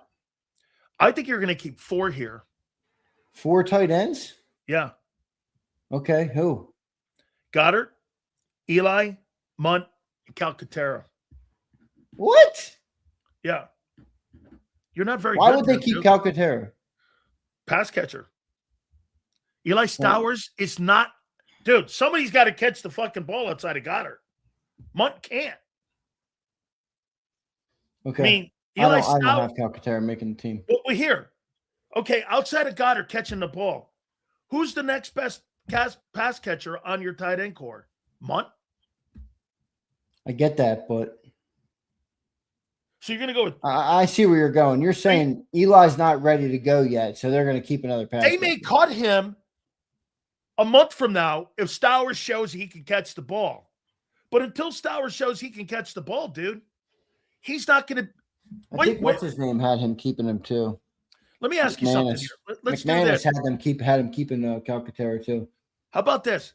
Goddard gets injured. You're with Eli Stowers, Johnny Munt. That's your guys. You're going to go to tight end. Nobody can catch the ball there. I got you. All right, keep rolling. Wide receivers you got. Okay. So that's 4. That's 10. Wide receiver. Let's see here. I'm going to go O-line first. Okay. Okay. Let me go O-line. So O-line, I've got 10.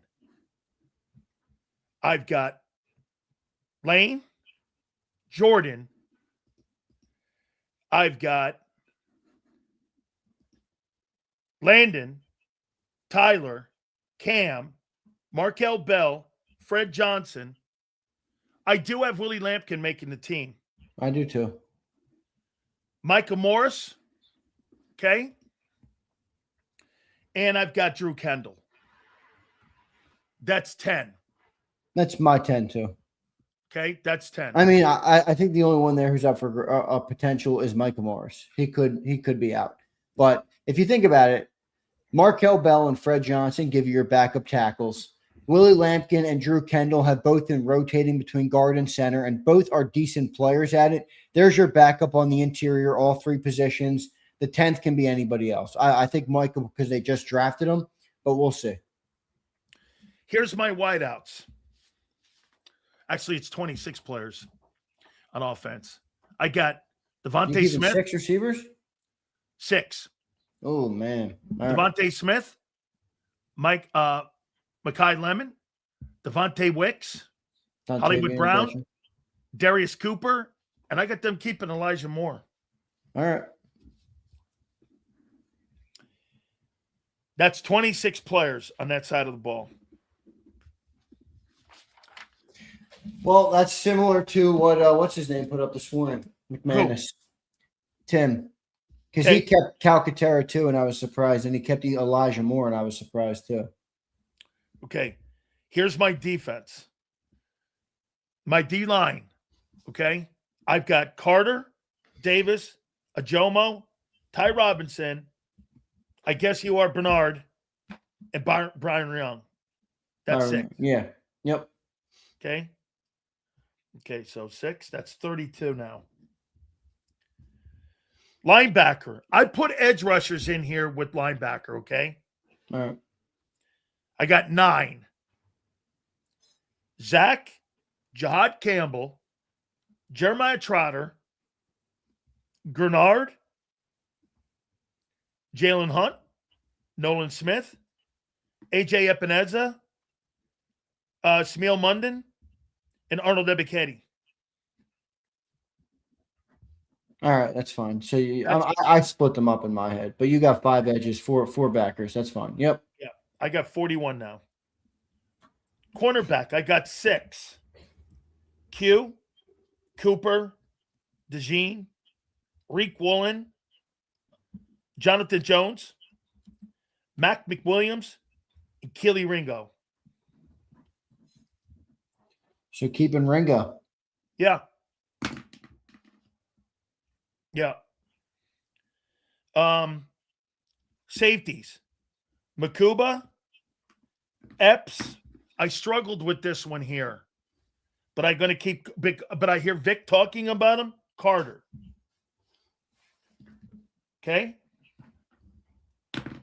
And your 3, of course, specialties. That's 53. Elliott, Mann, Rocco, and your long snapper. No, Rocco is the long snapper. Yeah, Rocco's the long snapper. That's 53. So 3 safeties, 6 corners, 4 backers, 5 ends, 6 defensive linemen, 10 offensive linemen, 4 tight ends, 6 wideouts, 3 backs, 3 quarterbacks. It's about right. I mean, there's going to be probably some variation, but that's pretty good. That's pretty good estimate by you. I don't know about Ringo. I mean, maybe. I don't know about. I think Ringo, the only reason I'm keeping him is because of special teams. Yeah, he's great on special teams. Okay. And that's where, he won the spot was because of the of special teams. Makuba, Epps, and Carter are my safeties. I think the only difference that you could possibly look, where you can really make a move is that do you quantify Cooper as a corner or a safety? Maybe keep another guy there. I don't know. Well, he's going to play. He's going to play safety and base, but I don't. We'll see how much that is. You have anything different here? Not much. I mean, I'm not as high on some of the guys you selected, but I mean, it's pretty close. This is the guys you named are basically the guys who are in the running. I mean, with very few changes, I would say. I don't know. Will Elijah Moore make it?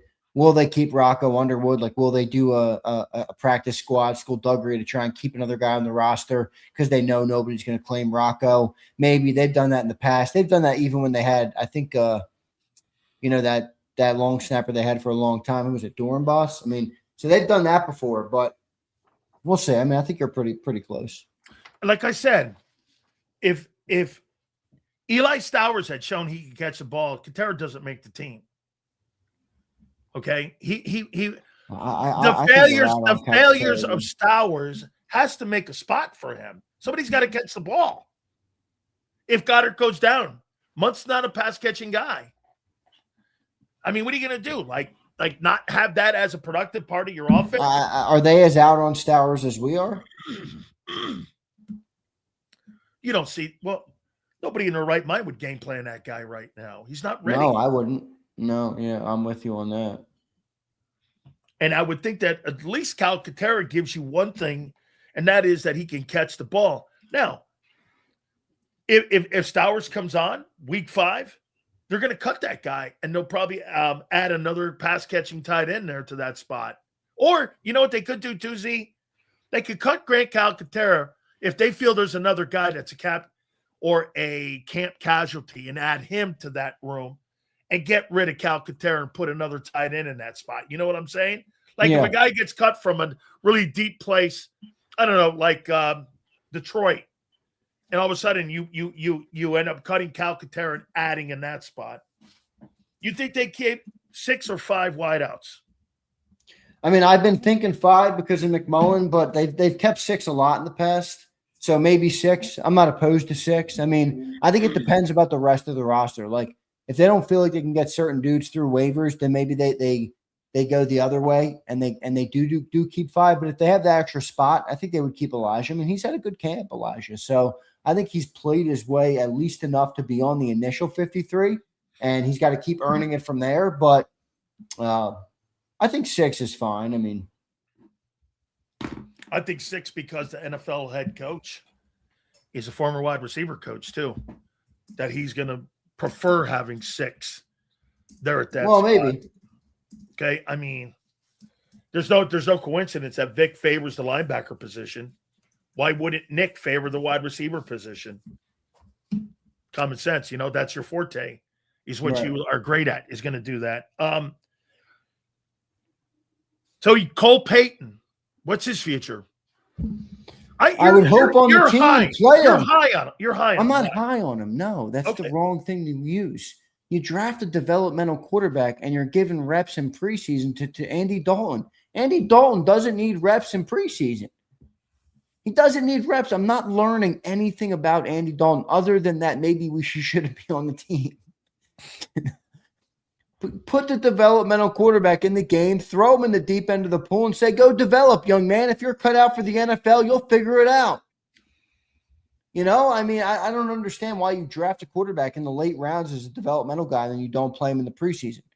It's the same thing they did with Kyle McCord last year. Now, McCord played a lot in the final preseason game, so maybe Cole plays a lot there. But, of course, they're going to toss Cole out there with, scrap. They're probably going to have all 6 of these receivers scratched next week, and then they're going to, expect Cole to go and develop with that. I mean, I think they should have just let Cole play, but we'll see. Ty Robinson, what's your take on him? Excited. I mean, I think exciting that he's taken the step forward. I think the exciting part of it is in college, for anybody who watched his college tape, he won a very certain way. He was a violent type of pass rusher that kind of bullied you out of the way and got to the quarterback quick. That's what it looked like in the NFL games. Now, that's not to say he's going to do that when the starters are all back out there, but he's starting to get there. I mean, I think he's starting to grow into that NFL body where, NFL strength at least, and it could be a great depth piece on the tackle room this year. And I'm hoping by next year, Sills, he can replace Morrow as your third. Now, that's optimistic, but that's what I think the Eagles are hoping for too. So you got to wait and see. It's only year 2 of a defensive tackle contract. Most DTs take time, and I'm in wait-and-see mode still on Ty. But I'm intrigued, and I'm optimistic by what he's done. Here's where he is. There was a number 1 pick back in the day. Some of the older folks in here would know the name Steve Ettman. He came out of the University of Washington. Z, I think he was the number 1 overall player taken. He was defensive tackle, okay? Ty's got to learn how to not try to win battles with your upper body and your low. He's got to win battles with your lower body. Yeah, that's true. Okay, so when you're in college, Zander, you can dominate people from your waist up. When you're in the pros, you've got to dominate from the waist down, your legs. Reggie's hump move was from his waist down, from his legs. Right. When you're pushing people, all your legs, not your upper body. Your upper body is to give you balance. He doesn't have the greatest balance yet. It's gotten better. His first year, from the first year, like he lunges like this, grabs you, and because he's so strong up top, he wins the majority of those battles. Well, you're going to do that against 2s and 3s. When you have to play against 1s and those guys, bro, those guys, it's a whole different world. Those guys are all technicians. Those guys get on points. Those guys get here. And you're going to spin dudes like that around. My point where he is right now, there's no doubt. He was a 2 last year. He's like 4.5. That's a huge growth for a player. And you're hoping he gets over the 5.5 where you're like this. Hey, now he's a contributor. He's at that point where he's teetering on being a contributor and still being a guy where Vic goes and Clint Hurt. I told Clint Hurt all this. Clint asked me what I thought of him. I said, he's getting better. He goes, but he's got to stop trying to win battles up top. He's got to win them more with his legs. That was my problem. You know what that means? Watch this, see? You grab a guy, you stop your fucking feet, you're beat, but you're trying to, because you're so strong up top, because you've been able to do that your entire career.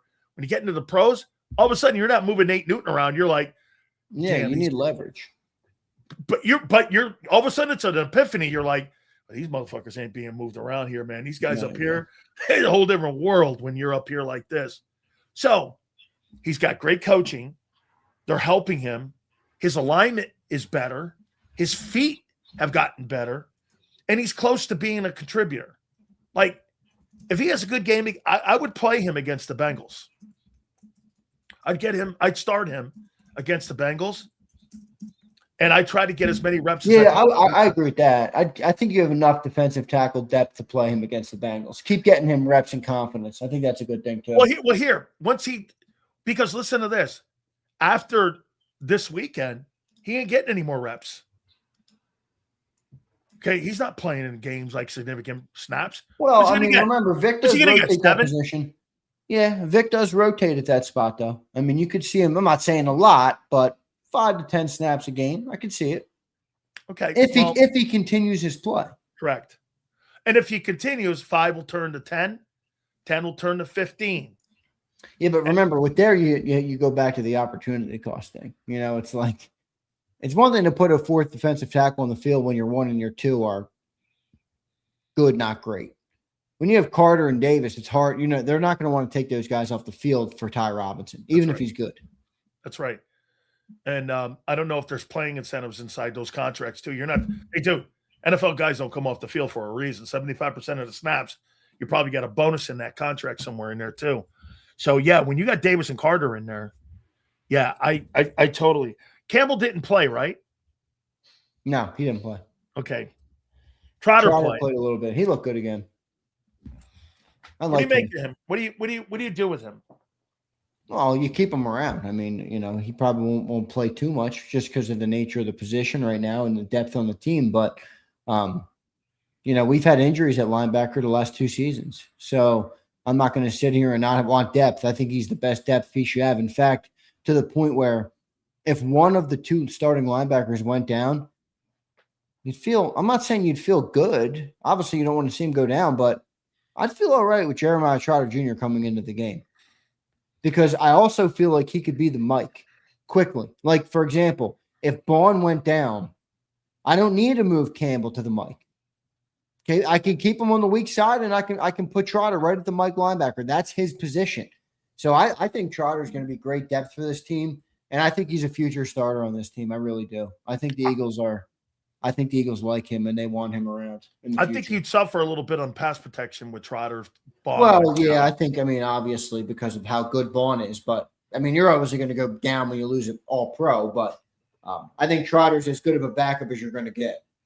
Bro, I feel good with any of your linebackers when you got Davis and Carter in front of me. That's true. Isn't that the truth? Okay, when I got big horses like that, almost 700 pounds worth of human beings in front of me, I'm going to play pretty good linebacker going scraping from sideline to sideline there. I think I hear you and John always saying this about the edge, about your depthness at edge. Let me present this to you. There's no doubt that Epineza and Epikady, they're situational pass rushers. And I would say this to you, that AJ's more of a guy that could play potentially on first and second down. I saw him in Buffalo play up there. Not too bad when he was with Sean McDermott's defense. But these guys, Zander, they're not real 3-down guys. They're 2-down guys. They're like, you want to be third and long. Now, I do think they're an upgrade from Uche and the guy from a year ago, those two guys from a year ago. I think it's a pretty good upgrade when it comes to situational pass rushing.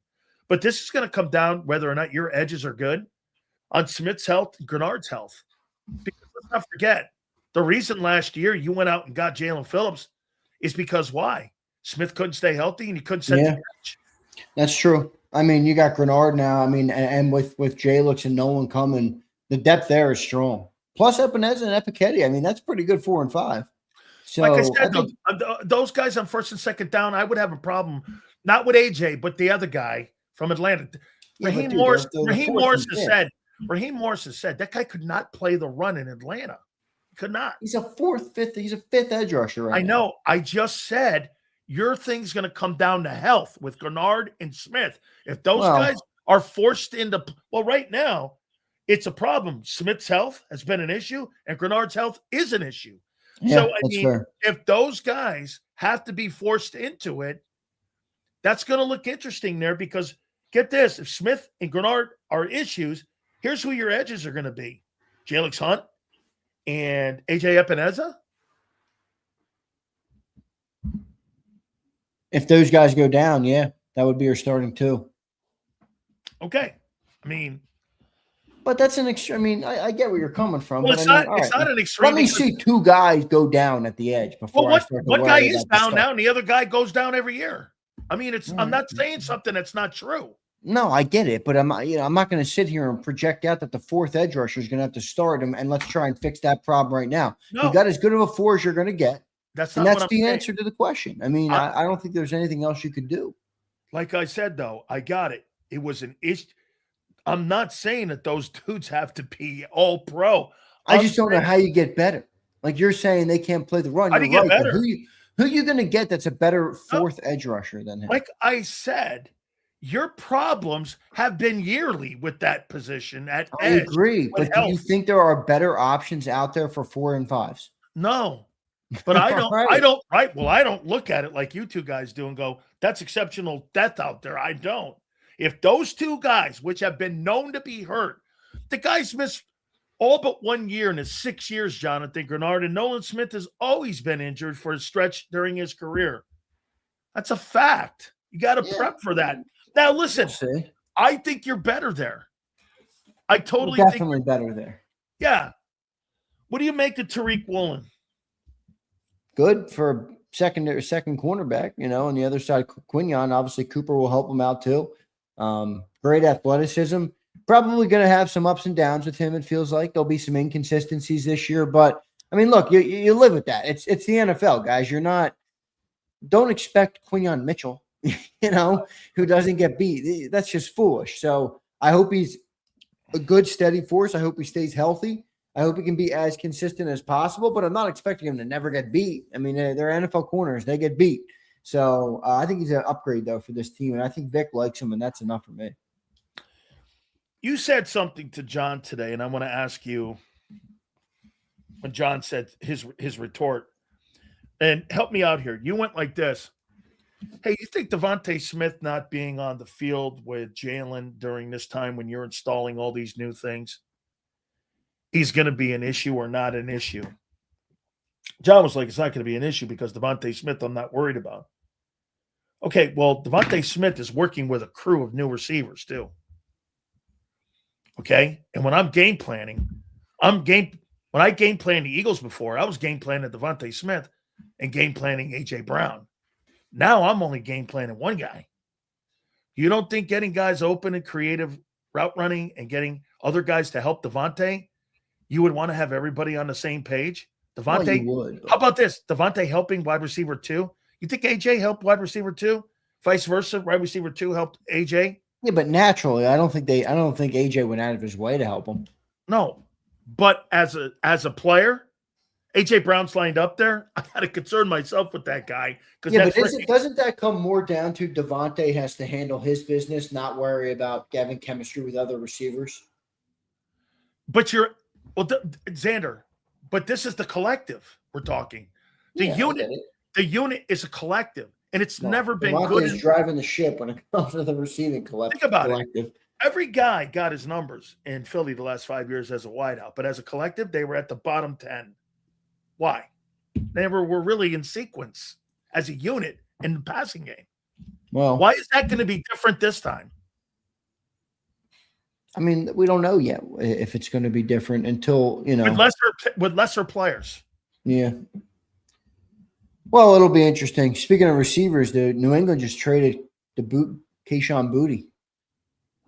For what position? To the Texans. For a pick? Let me see. Jeez. Why did they do that? AJ's already blown up the New England roster. Sileo won't tell you that, everybody. He'll glaze AJ Brown. The New England Patriots are blowing things up to placate their new diva and drama queen, AJ Owens. Who did they trade? They trade away receiver. Oh, AJ must have not liked Kayshon Boutte. Who's Kayshon Boutte? What do you mean? He was like their second leading receiver last year. Kayshon Boutte. Let me see. Kayshon Boutte. Typical Eagle fans making this guy turn out to be Terrell Owens. AJ Owens, 24-year-old ascending wideout. The Patriots have parted ways with a 24-year-old ascending wideout who had how many yards last year? 551 yards. Woo! Man, what a 33 catches. Sorry, dude. AJ's here. You're out of here. 33. Oh, man. Holy cow. Johnny DeBooty has been traded. Oof. Wow. Dude, AJ is already making his mark. Johnny DeBooty was traded. Wow. Already making his mark on the Patriots. That's awesome. Can you believe it, Sileo? Yeah, you bet, man. Get rid of the dead weight. What are you, dead weight? That's exactly what the Packers did with Wicks. Well, who's what's his name throwing it to this year now? He's throwing it to Dobbs and AJ. That's who he's throwing it to. He's throwing it to Dobbs and AJ. AJ shows up and the Patriots are trading 24-year-old wideouts. This guy's making Rashad Boutte like he's Terrell Owens. No, not. I just find it funny. AJ I never heard of the guy. New England loved this guy a little bit ago. They were all, this 24-year-old, he's got a bright future. Wait a second. The New England Patriots got to the Super Bowl with a guy by the name of Boutte and Diggs at wideout. Now they got Dobbs and AJ. Okay. Gee, AJ shows up and they're like, hey, Kayshon, see ya, buddy. We got to get you out of here. AJ apparently had a problem with it. AJ Brown was the best player on the football field for the entire week on both sides of the ball. How you doing, man? He had a good week. Good for him. Hey, man. Good player. No doubt, man. No doubt. Hey, any supers, dude? We're gonna get to Cobb and see what Cobb I think saw. We got like one or two. Nothing crazy. Illuminati says Lemon will see screens, digs, slants, and end arounds. Okay. Connor says Latu is a tight end and plays special teams. That's who I think they would keep over Calcaterra. Illuminati again says Eagles should trade for tight end Benton Strange from Jacksonville. Brenton Strange. I don't know. Don't know much about him. Illuminati says trade Dalton to the Broncos for Stidham and a 6 or 7.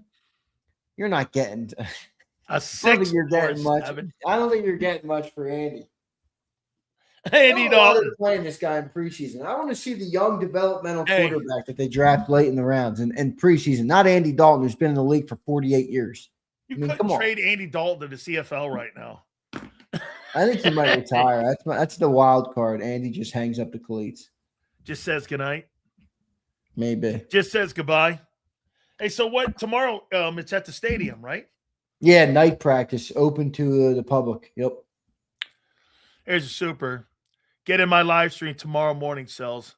I keep trying to tell NJ to just remind me. If you don't remind me, I'll never do it. Okay? NJ, it's not happening, dude. I'm telling you. Just give up the dream. Oh my God. This guy's like give up the dream, dude. Hey, this guy's all right, Sills. Good stuff, man. I will catch up with you tomorrow, all right, brother? This guy's like my brother, man. Never happened. Don't worry about it. Is that Big Z, appreciate you, bro. I'll see you tomorrow, man. Later, dude. Gotcha. That's Zander Krause. Make sure you check him out on Birds 365. I'll say it again, man. I thought there were some positives this past week, and I thought they won the line of scrimmage on both sides of the football against the Patriots. I think anytime that you could say Philadelphia Eagles and win the line of scrimmage, to me, that's a win because that's kind of what they have been. And that's been the identity under Nick Sirianni. Win the line of scrimmage, Eagles win ball games. All that being said, by the way, there was a USC sighting today, and his name was Makai Lemon, not G. Cobb. And when Garry played at USC, hey, that ain't your daddy's USC, by the way, right now. I could promise you that there with Lincoln Riley when Garry Cobb played there back in the day. I've said this about Lincoln Riley. If Garry Cobb played for this at Southern Cal, before we bring him in, Lincoln Riley in 4 years is 25-14. He's 16-11. And he's 6-13 against top 25 teams. When Garry Cobb played there, when you beat USC, it was one of the greatest victories in the history of your program. I bet you his time at USC, there's no way he lost more than 5 ball games. Without further ado, Fox 29, former Eagle, our friend G. Cobb joins us now. How you doing? How many games did you lose? How you doing? I was over there checking them out today. How many games did you lose at Southern Cal in your 4 years? I don't know how many. You're right, 4 or 5 games or something at the most. And that's when you were playing Notre Dame. All them guys. We had a lot of good players. We did, and that's why it's really frustrating to even look at what they're doing out there now. I just, almost feel like washing my hands. I mean, like, come on, man. It's what they're doing now is really a disgrace to the logo and the uniforms and everything because what wasn't known to be on that kind of level. And I don't like that. It seems like he likes to play the little. A little trick football, little tricky plays. He's a finesse guy. He's not. Yeah, man, forget that, man. Yeah, go get some people in there that can really play, and where you need to be able to, punch people in the mouth when you need to, And I don't see the line that they, used to have on both sides of the ball. I mean, it just doesn't seem like it's the type of physical football that we were taught. That that's what. That was supposed to be when you saw the logo, you better strap it up. That's for damn sure, man. Going to the Coliseum, that was that used to be like a horror show going to the Coliseum there. All right, Garry, let's get your thoughts on the takeaways on what you saw against New England. Pretty good week. I thought they had a good week. They had those joint practices, and I thought they were better. Did you think they were better on Saturday? Yeah, I thought so. That because it seemed like, they played where you had the lines. They were winning the battle. They were able to run the football. And that's really what it is. I mean, they don't want to get away from the fact that they are a running football team. I mean, we're going to run the football on people. So they're going to have that. And, that's why they went out. They think they've got them an offensive line that they put together. And they were able to show some of that. Of course, it wasn't really the offensive line that we're going to see when they start playing games.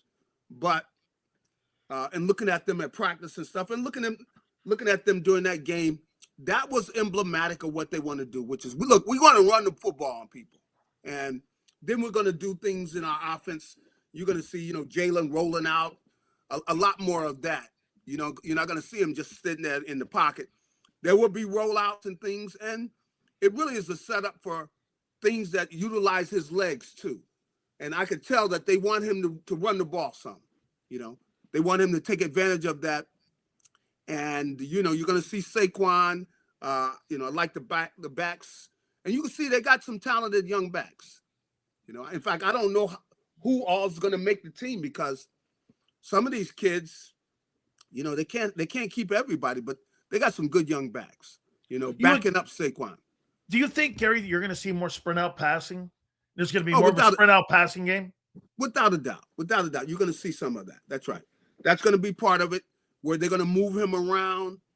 And Jalen is the type of quarterback which, he's the guy that you should move around, because he can move, and if something's not there, he can take off. And really that really that does damage to a defense when you got a quarterback takes off at the right time and he runs for 20 yards and they thought they were going to get off the field.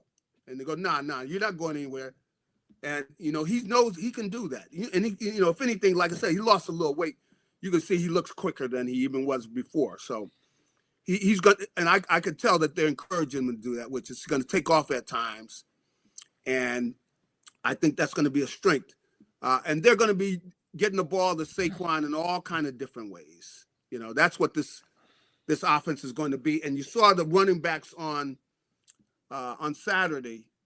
They were showing some of that, where you see the running backs with passes to the running backs on the move, and they want to get the ball to him and let him go, where they want to get the ball to him on the move. So you think higher volume this year, pass catching for Saquon? I think so, yes. Saquon's going to get the ball because, and I think this makes sense, is if you get the ball out to him out in the open field, somebody got a tough job, because he's not the easiest guy to tackle out in the open field. That's not an easy job, and you're going to have DBs. And, there are a lot of DBs in the NFL.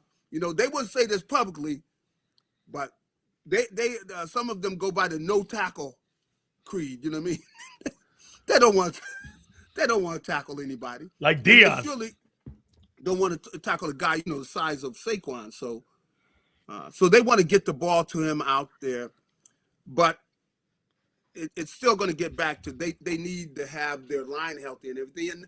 And they got some young kids that did a good job over there on Saturday, running the ball and everything. And I thought that even though they didn't win the game, they left and feeling good about it. And really, the offensive coordinator, Sean Mannion, you can see where he put a little bit more in the game plan than he did previously, because in Philly, sometimes, people can lose their mind after that, the preseason game, because I was going, I'm just walking around. You got people coming up to go, relax, man. It's a preseason game, man. Relax. Some people, go overboard. But I think with the Eagles, though, I like, what I've seen in the practices and things and what they're going to be doing.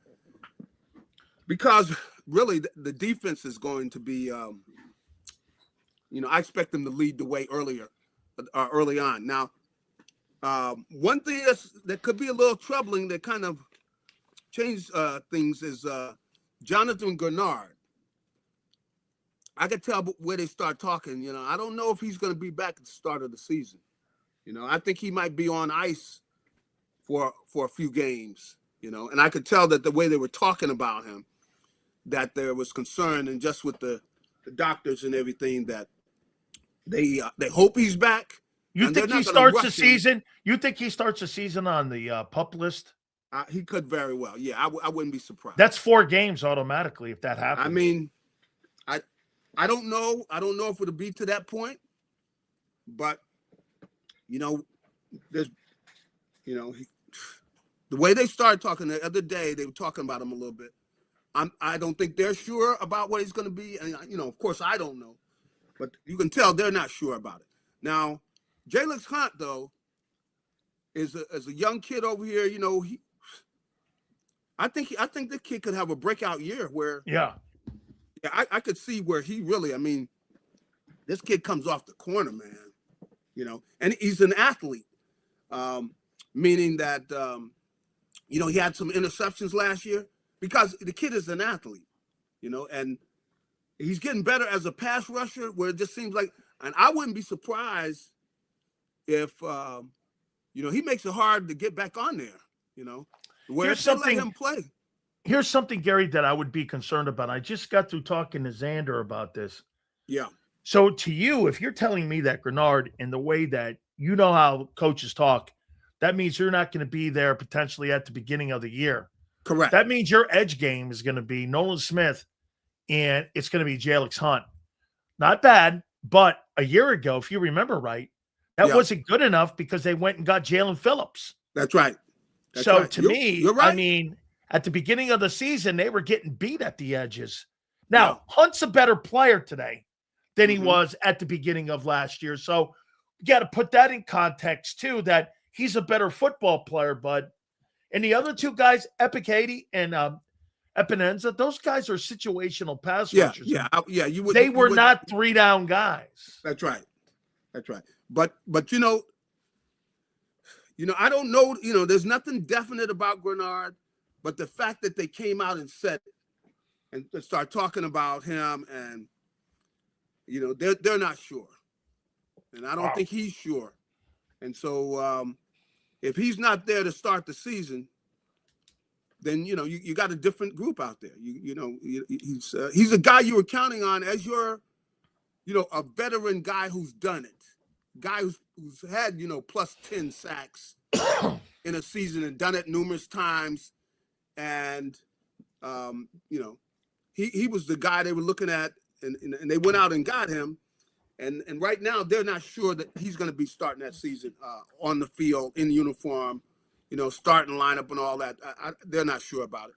What's your verdict so far and what you've seen with the O-line when it comes to health and how they're moving around? Look, hard to be able to say what they're going to look like in this new scheme, the new stretch runs and all that. I thought there was some leakage on the backside on a couple of those stretches, but all in all, it was pretty good. I thought they held up and they owned the point of attack in that game on Saturday. But what you've seen so far, Gary, what's your verdict on it so far as they head into the season? I mean, they look good in practice, but that's practice, you know? I mean, they look good in practice, you know? So the big thing is their health, because these guys are seasoned pros. As long as they're healthy, you know, that's going to be the key. And, you know, they look healthy. They look, you know, fresh and everything right now. So I think that's a plus. I think they're going to do a good job up front, and that they will have a powerful running game, you know, and that running game, you know, that it's the way they run their offenses. They want to have that open up everything else, and you know they're going to be coming at folks with everything. Like I said, with Jalen running, with him throwing the ball on the run, different things like that. Which I think, when you really think about it, it kind of fits him, you know. So there are times he's going back there sitting in the pocket, but you know, there are going to be times when he's throwing the ball on the run, and he's taking off, being a threat to run the ball around the corner, but he's looking downfield and he's planning on throwing it. But he, you know, they like I said, they made it a point that they're going to encourage him that if he's got some room to go ahead and take off, you know, that's fine. But the big thing, I think, that starting off, you know, I'm still thinking that the defense, you know, should. You know, the big boys inside, Jalen Carter and Jordan, you know, they got to be ready to play their best football right from the start. Gary, I would say this to you. Will you agree or disagree? Markel Bell's had a pretty good camp. Yeah, he has. Could actually threaten Fred Johnson as being that swing tackle, as a guy that they might, you know, use him more, because then that creates more depth back there. But yeah, that's a testament to Chris Cooper a little bit, the new O-line coach, that the kid's getting better and better. Yeah, I think he's doing a good job. And, you know, from talking to all the linemen, you know, I see him working them out, that he works them pretty good. You know, he's got them drilling those guys every day, and the big thing that they've got to be able to do is, you know, they're going to be pulling. They're going to be, you know, those guys are going to be blocking people on the run, and that's part of this offense. You know, it's they have guys pulling quite a bit, and you know, if they get the running game going, you know, life is going to be good. If they can't run the ball on people, then, you know, that's not really this offense, you know, because they want to get the running game going. Then they're going to do a lot of things off of that, you know, and that's really what this offense is. What do you think Makai Lemon's role is going to be? First time that, you know, he started working out today. He was out there. He's off the injured list. You know, we're what are we now?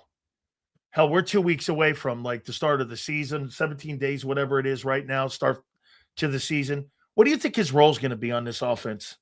Or too early to tell right now because we just haven't seen enough of him and they don't really know where they're going to put him? Or is this going to be something that's going to evolve as the year goes on because he's missed so much time? Well, you know, I know they want him in the slot. That's the way that he started out. They got him playing in the slot. I think he's most comfortable in the slot. And, you know, even though he's not that big, you know, he's tough to be able to take the shots you take when you catch the ball in the crowd in there, man. You know, you're going to be you're going to get hit in there. So, but, you know, he's very good. He's got a great feel, you can see, for working against zones where he goes in there and finds the open area, sliding. And I could see, you know, he and Jalen out there working after practice, working on that. So he was out there today, and he's been out there, you know, doing, you know, gradually doing drills, but he was out there doing pretty much everything today. So that's a start. But I think that they want to utilize him because of his feel. He has a real good feel for running routes against zones and finding an open area in there and getting the slot and stuff. And, you know, he says he's willing to block and everything. I'm going like, you know, I'm standing there looking at him going like, block. You know, I'm going like, you're a little bitty guy to be talking about blocking anybody. I said, do you know how big, you know, these people in this league are, man? They're not going to be happy. You know, in fact, anybody, if they look over and say, you blocked them, you know, I don't think they're Garry, do you think you think they're disappointed where it is right now with him? Without a doubt. I mean, because, you know, not that they're so mad at him. Yeah, right. The situation. But clearly they wanted, I mean, to start a camp, he was going to be, you know, working with the first group all the time. And the big thing is working with Jalen. See, that's the thing that he has to, you know, get comfortable to where he knows he's going to be where he wants him to be. And that's the thing, because ultimately Jalen is the one that's deciding where this ball is going, you know.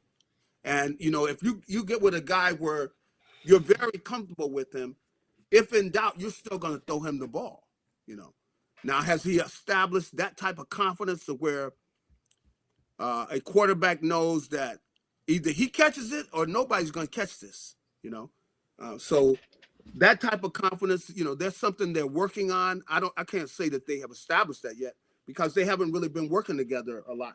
But that's the thing that that they had wanted to have established, you know, as this preseason, is working with each other, where you get to the point where you already know, both of them know what each one is going to do, you know, because, you know, you got to have a feel for things, and to the point to where, like I said, they're looking at the coverage and everything.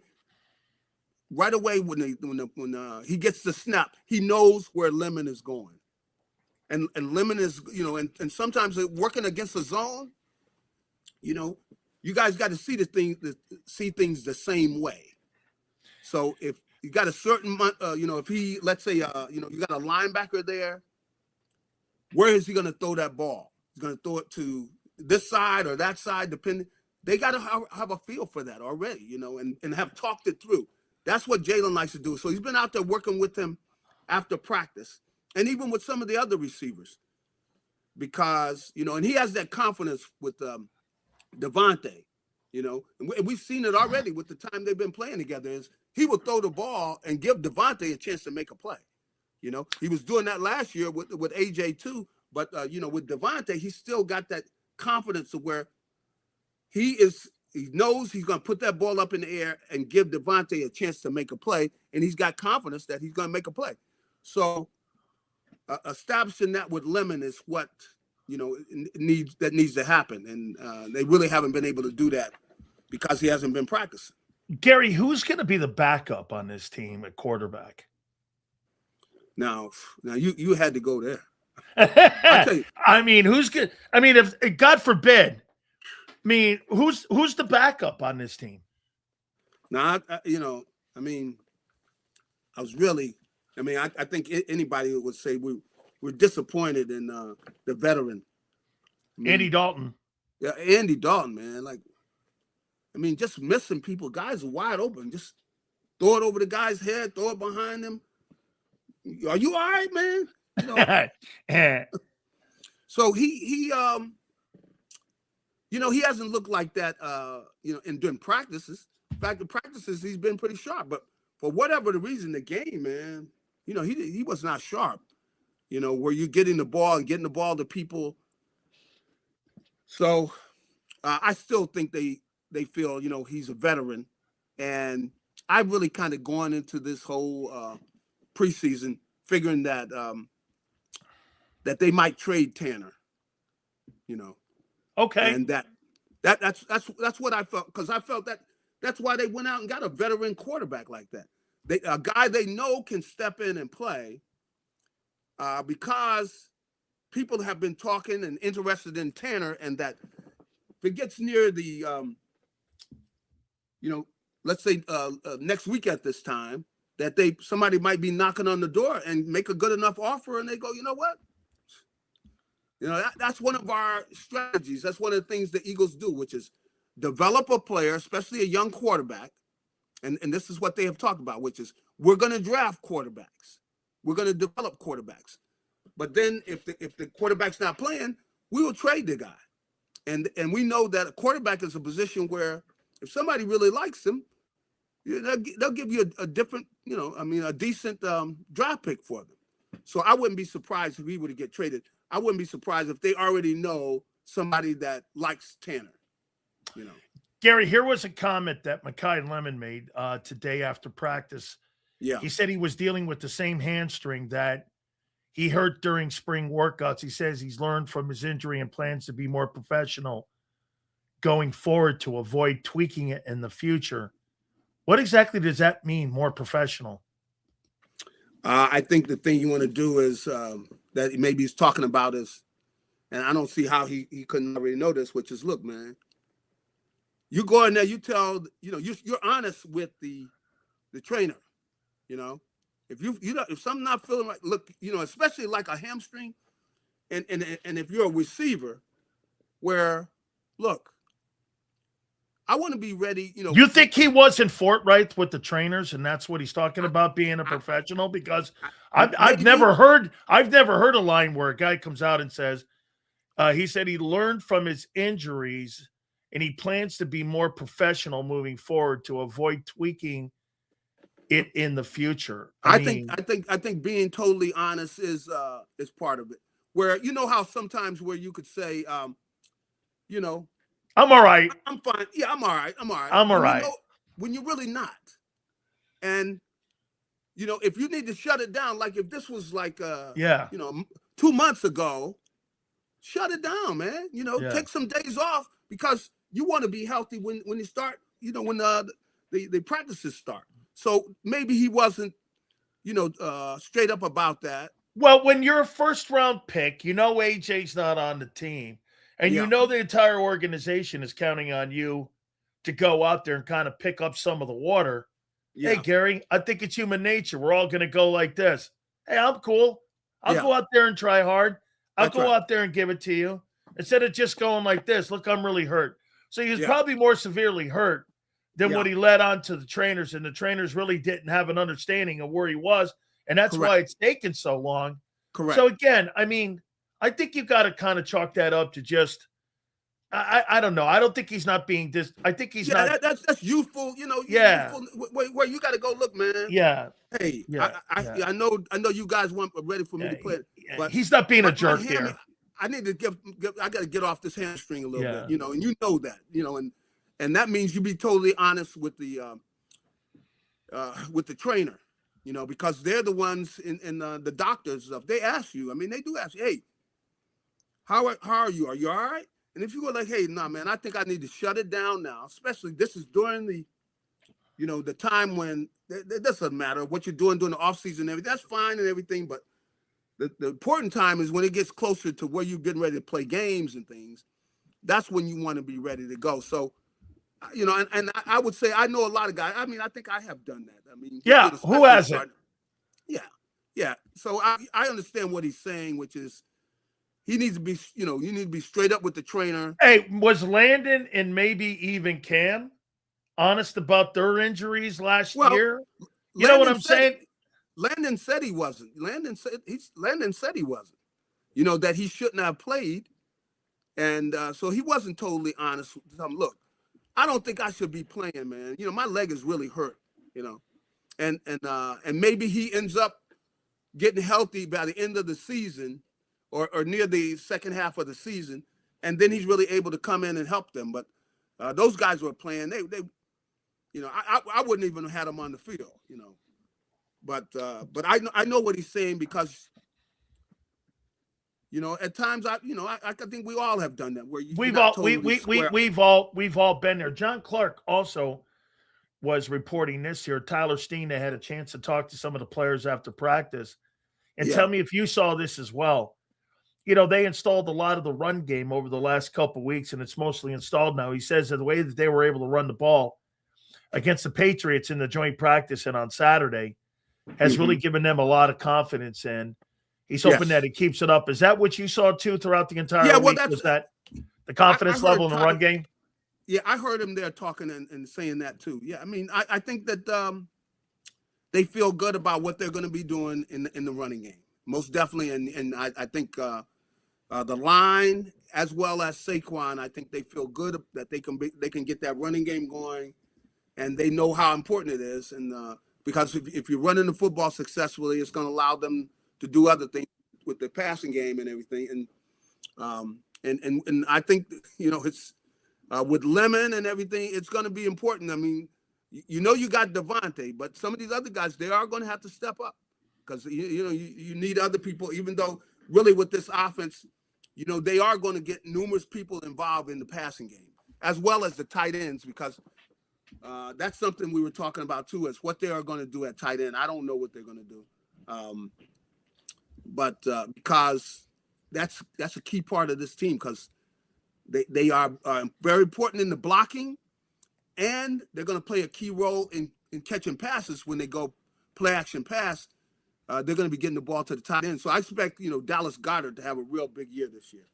I think he's going to have a good year, and whoever the tight end. But their second round pick, Eli Stowers.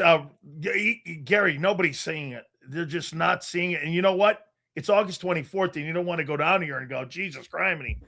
I mean, he doesn't even show his skill sets of being an he didn't NFL practice. player. He didn't practice today.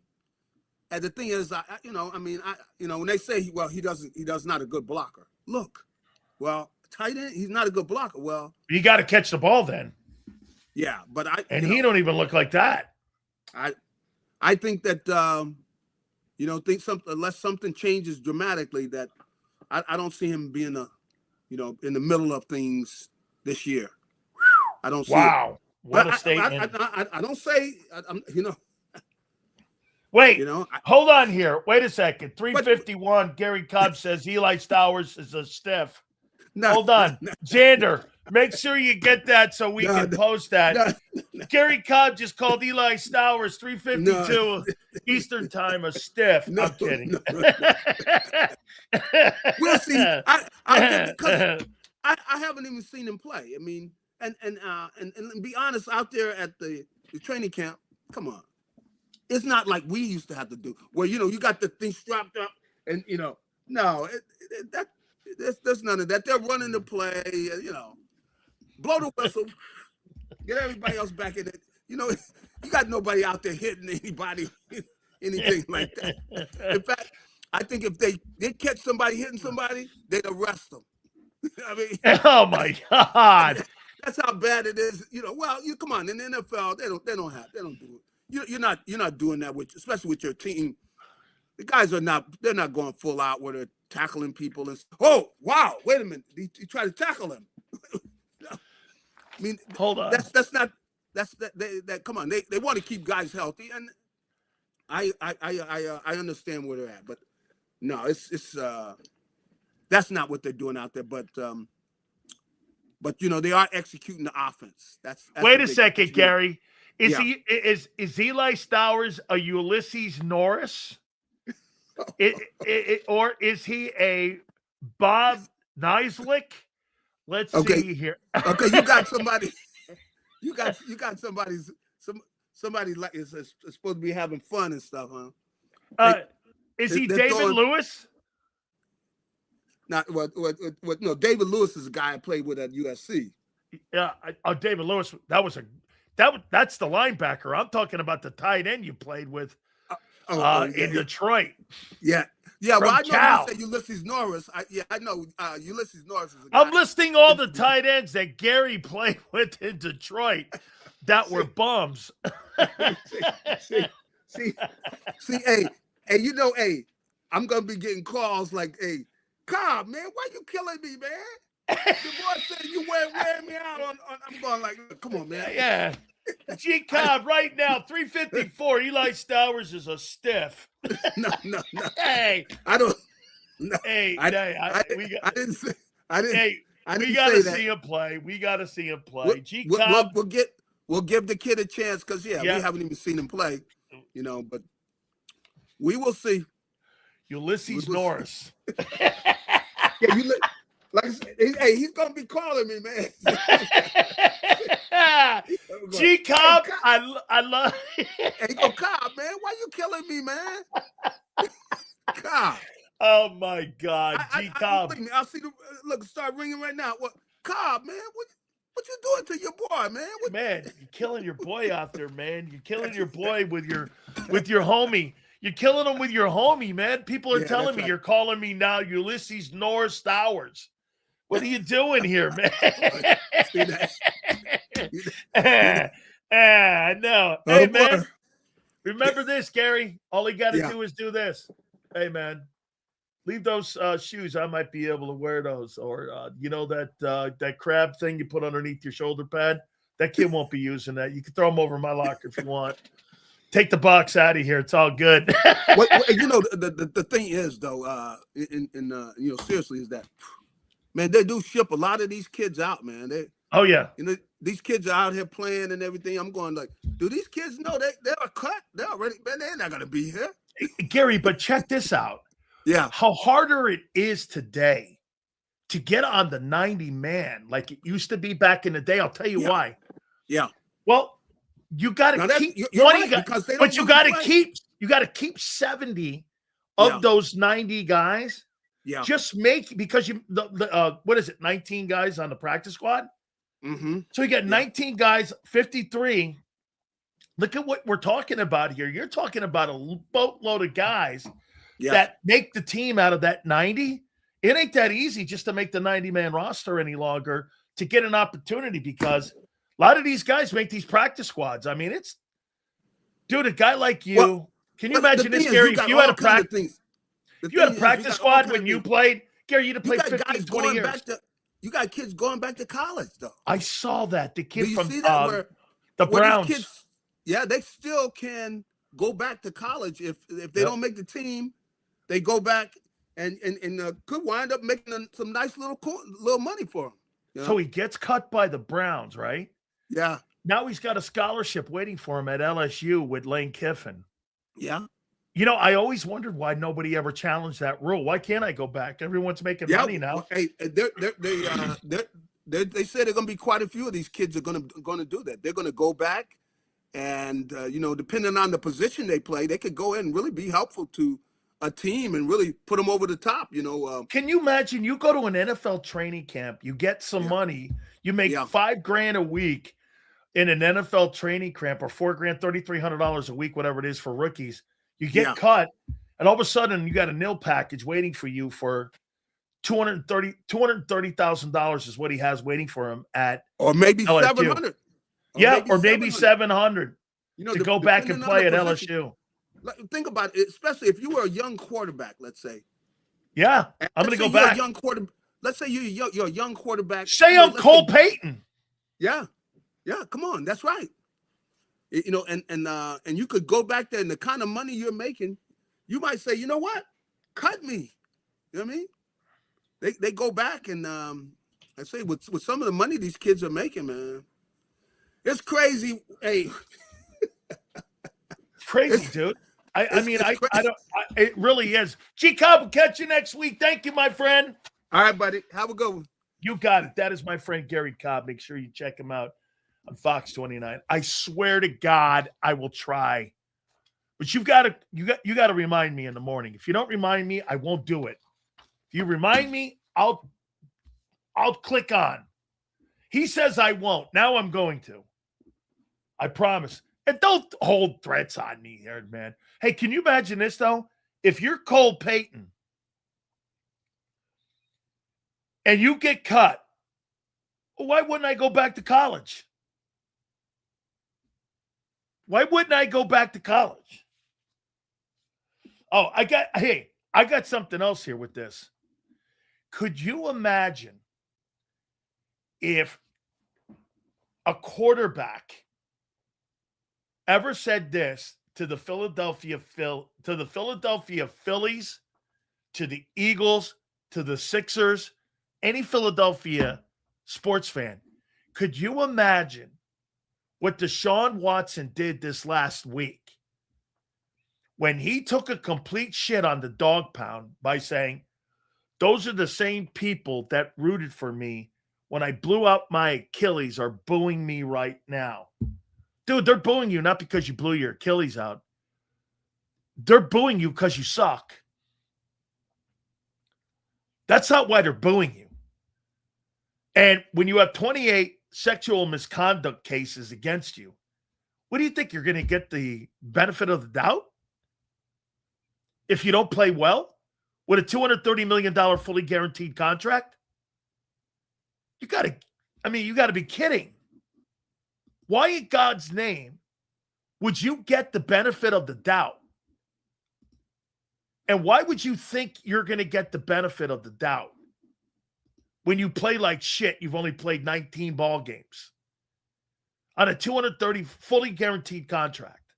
Dude, the Philadelphia fans would annihilate that guy. And then the Browns were right to name him starter.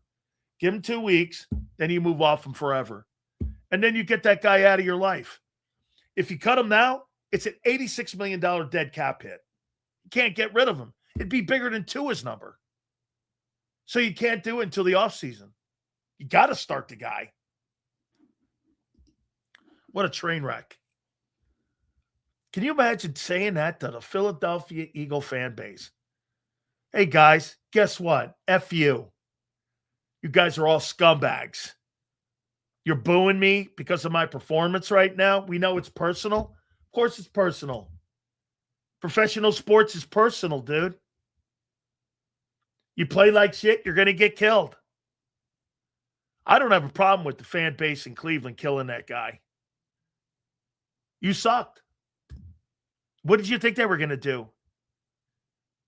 Unfortunately, like we have people even in our place here. You think that's hating? That's reality. The cool thing about playing professional sports, you're not graded on a bell curve. You're either great or you're not. You either contribute or you don't. There's no bell curve. You're not, well, the guy's there's no bell curve. You either contribute or you don't. Some fan bases call you out. Some don't. Some are soft. Some are ball busters. I'd rather play for a ball buster fan base than sit around and bullshit with some guy and go, well, I really like him. Like that thing with Trey Lance. 49er fans sat around with that guy thinking he was going to be the next Messiah. And I'm like, that guy sucked at North Dakota State.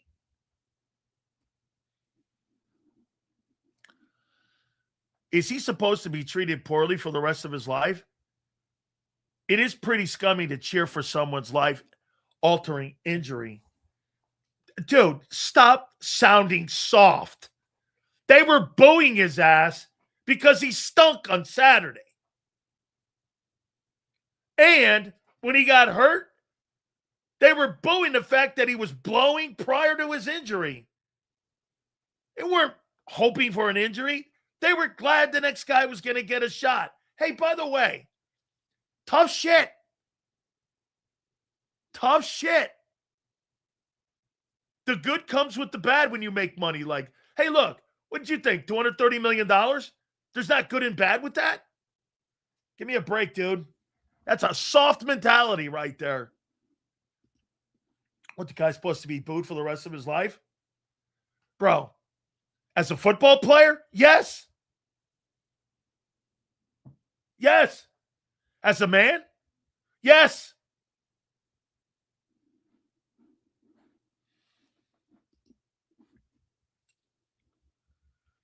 Still, Jim Harbaugh took Trey Lance. He's right behind Herbert. What? Oh, okay. If Harbaugh manages to make it out of Trey Lance, Shanahan looks like such an asshat. Kim, the only way he survives is Purdy getting that team to a Super Bowl. That the other first-round draft choices, you're right. Okay? You're right. But because they took Trey, yes. Yes, I got it. The only reason why Watson is starting is because of the owner. Barry prefers Shador. Shador's not the answer either. They don't have the answer there. Dude, Shador is a mediocre quarterback with zero upside. He just doesn't.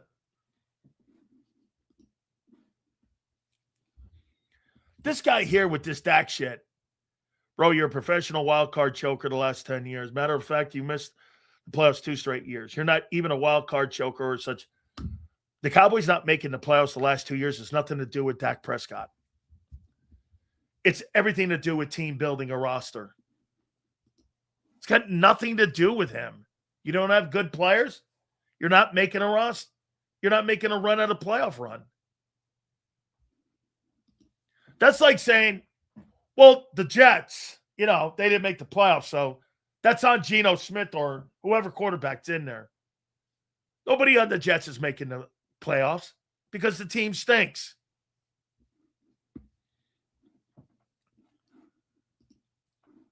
They gave up on Baker, is what they did.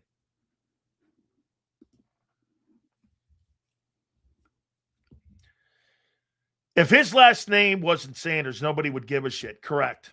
If his name was Smith, he'd be fired. Speaking of not good players, the Wingo looks to not have such depth. I thought they did a nice job on you in the joint practices that you value more. She says, I know you rock with John Lynch, but I've always questioned him about the Trey Lance pick, respectfully. Just saying, bro. I think that was more Kyle Shanahan.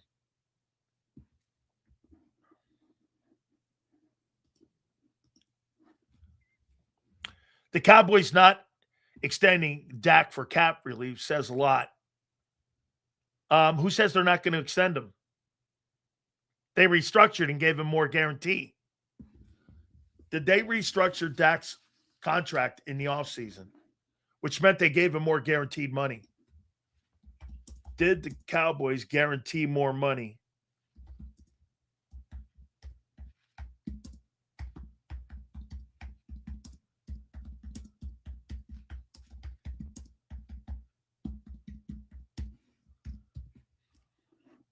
Yes. The Cowboys guaranteed significantly more money this offseason with Dak Prescott's contract so that they could sign and give Quinnen Williams and George Pickens that franchise tag and turn around and give Tyler Smith.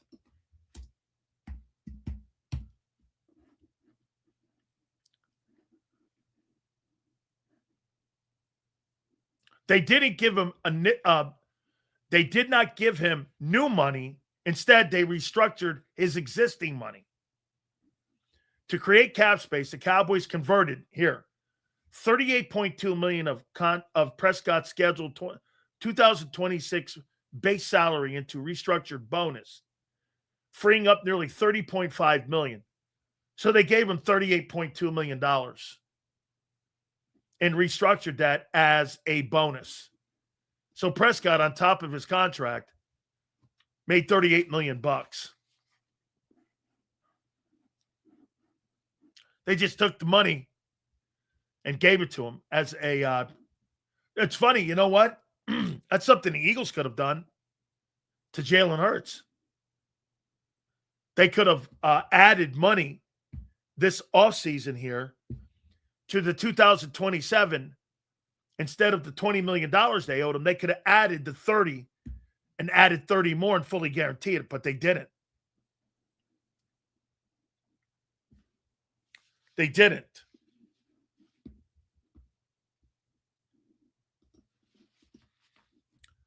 You can't blame the 49ers for the Trey Lance pick. Many teams would have picked him. They just happened to fall into Purdy. Well, AZ, you can blame them. They made a trade with the Dolphins. And they traded 3 ones away for him. They weren't in that position. They traded up to that position and basically gave the Miami Dolphins 3 first-round draft choices. What do you mean? They traded up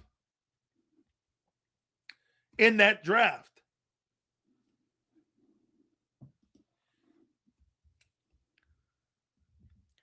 I love when people say prove it year for so-and-so. This year, so-and-so has to have no excuses about veteran players. Just go watch the tape if you want to know who they are.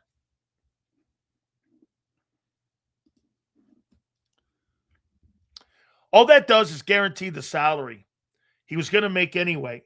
No, but it wasn't. If you cut the guy, you were not guaranteed to make that money. They added more guaranteed money. Dude, when you sign a contract, the last number's the phony contract. What's the guaranteed money is the only real money. When a player signs a 3-year, 4-year, $255 million deal, that's not the money. What's the guaranteed money? That back end's the phony money. Like here.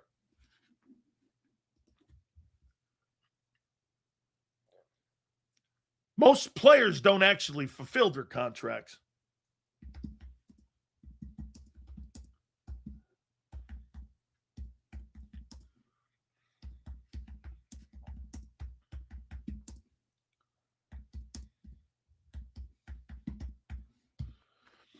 Jalen's contract, $179.3 million. That's what his value was, with an opportunity to make $255. The total guarantees and the fully guarantees at signing was $110. The total guarantees $179.3. That's the real money. That other shit, fantasy stuff.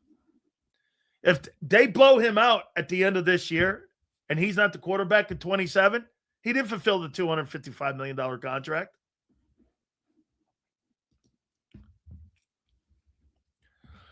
I really have a problem with AJ wearing Hurts as number 1. I know John McMullen says it's about football, but you don't do that to a friend if there's nothing more underlining. But Kim, of course it's something. I take the number of the guy I was bitching at. Why wouldn't you think there's something to that? I'm not saying you don't, hon. Why wouldn't you? I would. I'm the number 1 guy now in New England. I was the number 1 guy. You could tell what kind of ego AJ has. AJ thought he was the most important person in the Philadelphia Eagles, the Philadelphia Eagles locker room. He thought he was the most important player. And in theory, he probably was. But when you're a guy like that, with that great power, comes with the responsibility of handling yourself. And he couldn't handle himself, being the number one guy. Now, he's the number one guy in New England, and he wants everyone to know it. Hey, if you're the number one guy, you don't have to tell everybody you're the number one guy. Everyone knows it. I don't need a number. You think when Michael Jordan walked on the floor, he wore number one? Everyone knew he was the guy. People, okay? Yeah, you keep believing that. That's not what I said either. I said what AJ believes, dude. Not what reality is.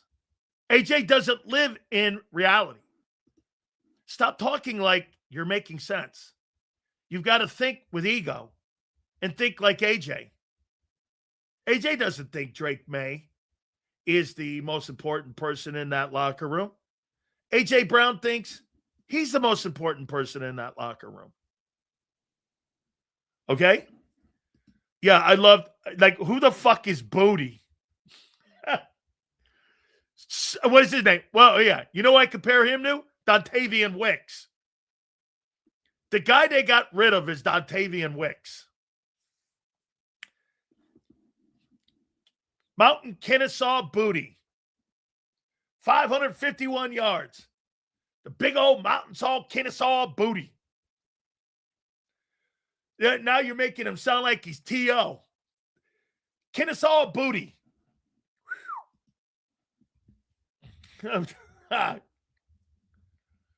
Still, based on what I saw of the Cockroach Cowboy fans at the Cards game, they are very close to declaring a Super Bowl ready. Yeah, well, let's see him go out and play this fall. What film? They are backups. You just wait till the regular season. The Cowboys will choke another year as usual. Why would you like Wicks, Yale? Based on what? He's playing Green Bay? I'm not ripping you, Yale. Why do you like Wicks? Because he's an Eagle?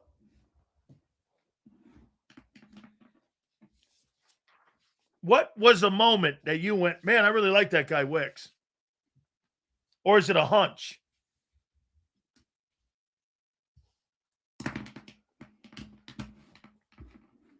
He's struggling. He is. I also think it's got a lot to do with the guys in front of him.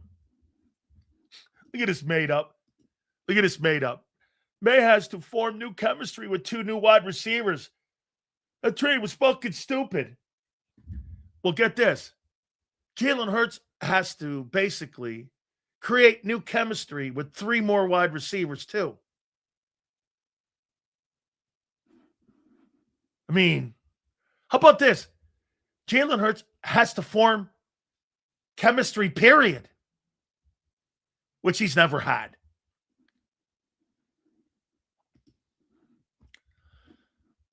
He's never had chemistry. The offensive unit has stunk as a passing team. How can you get your numbers and still stink as a unit? How can you think about that. You had two 1,000-yard receivers, and you still stunk as the overall collective. 600 yards? Whew, that's quite a drop-off in talent for your number two.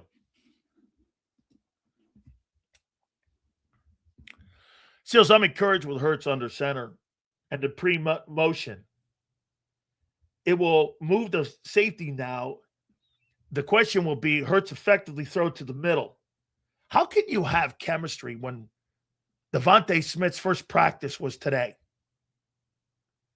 And Lemon, it just got on the field. But hey, like John says, It'll click in how many days? 25 days? Something like that. All right. Do you believe Hurts is the 17th best overall, too? I have him 25th. No. I would probably put Jalen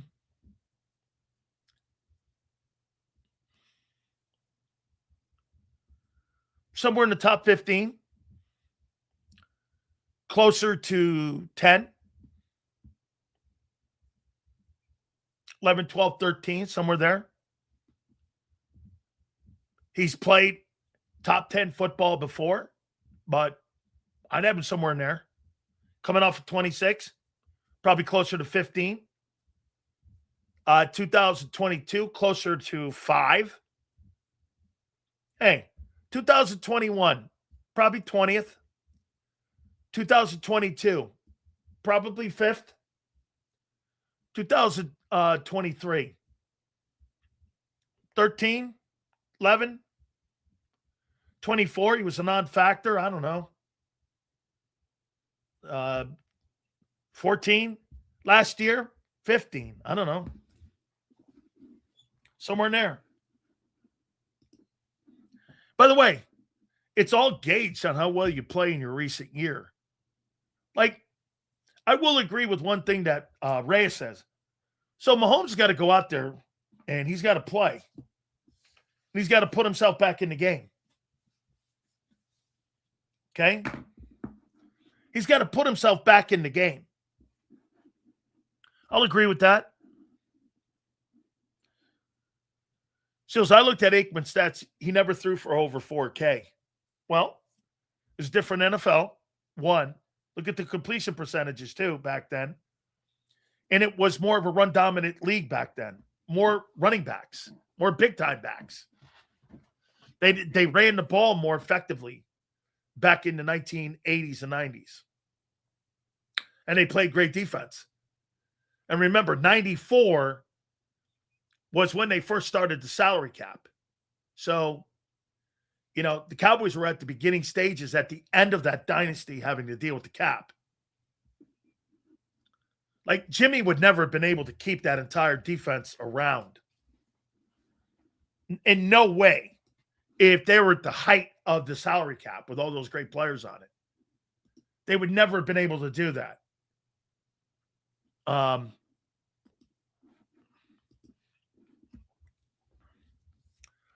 Seals, for the Cowboy fans that declared Dak is better than Hurts, laughed my ass off. He's 20-44 against teams with 500 or better record and 63-10 against losing teams. That guy's not better than Hurts. Well, I mean, you want to pull those numbers there? Jalen Hurts has never won a playoff game on the road,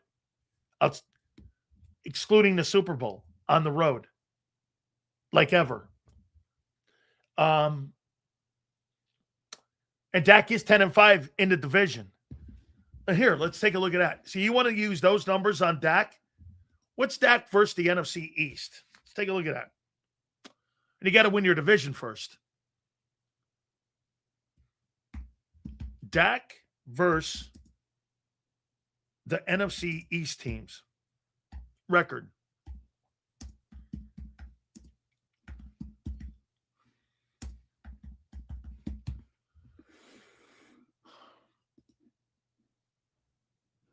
Dak's won 13 ball games against the New York Giants. He's 13-10 in the NFC East. Against the Eagles, he's 10-5 with careers. And let's see, every single Prescott is 3-2 versus let's see this here. 1-1 versus the Ravens. 5-2 versus Detroit. 2-2 versus the Chargers. He's 14-3 versus the Giants. He's 10-5 versus the Eagles. 1-3 against the Seahawks. 2-2 against the Bucks.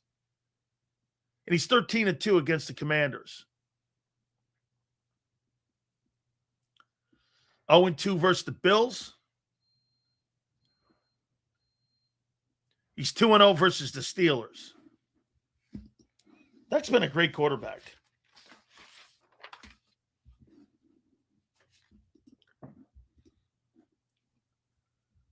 Get this. Dak versus the NFC East is irrelevant. Yeah, he beat up on a shitty division and got pounced in the playoffs every time. So this man right here doesn't believe winning your division and thinks that's irrelevant. You playing well in your division. Well, how the fuck are you going to get to the playoffs if you can't win your division? Guy, how in God's name do you get to the playoffs if you don't win your division and you don't have a good record in your division?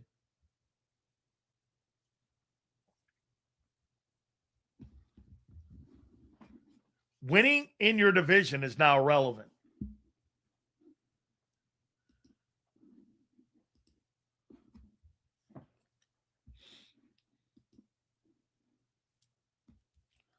Hold on. This is always a great question. Check this out. If you need to win a playoff game, do you start Dak or Hurts? That proves who's better. Sure. Are both teams even? Both teams are even. I'll take Dak. If we're talking about Hurts on the Eagles, Dak on the Cowboys, I'll take Jalen. He's on a better team. Would I take Dan Marino over Troy Aikman if both teams were even? Of course I would. So who would you take? If both teams were even, would you take Troy Aikman over Dan Marino? Nobody would. Nobody would do that. Depends on the team around them. Correct. Okay, correct. Get this. So you don't believe you're a product of the environment around you, your resume. So like if you played in Alabama and John Elway was one game under 500 at Stanford, in your opinion, how you look at that is this. Help me out here. John Elway didn't have a winning record at Stanford. He didn't have a winning record because of the shitty team around him. Yeah, let me see. Let me double check that. What was John Elway's record at Stanford? John Elway record at Stanford. He was 20-23. Guy was 20-23 at Stanford and is arguably one of the top 3 quarterbacks in NFL history. But because he didn't play with good guys, John Elway, in your opinion, his resume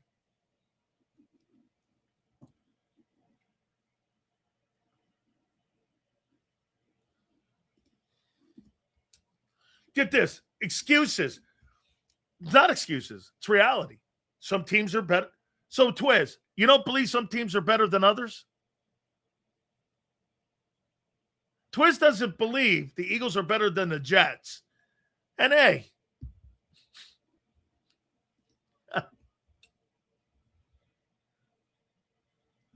yeah, because that's a neutral site, dickhead. The Super Bowl's a neutral site.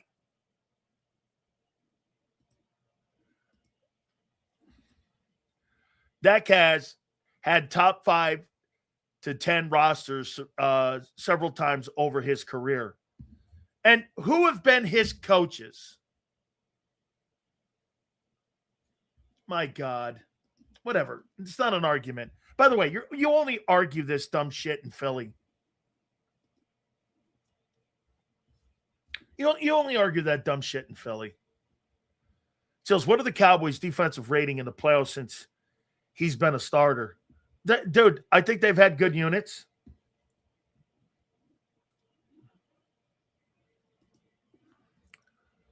Yo, Sills, our savior Lemon finally practiced today. It's good to see.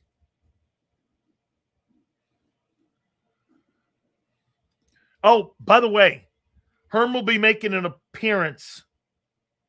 I think the opener, because Jalen Daniels is the opening team. So Herm will be on this program. And then what we're going to do is from now, we're going to start using some of the interviews that we do on a national football show. And we're going to start putting them on that sports grid. So you'll start seeing like cross, and we're going to be putting on all of them. And from what I understand, we're going to be able to be allowed to use some of our interviews here with National Football Show over on the sports grid stuff too. So it's all just going to cross promote. We're looking forward to it.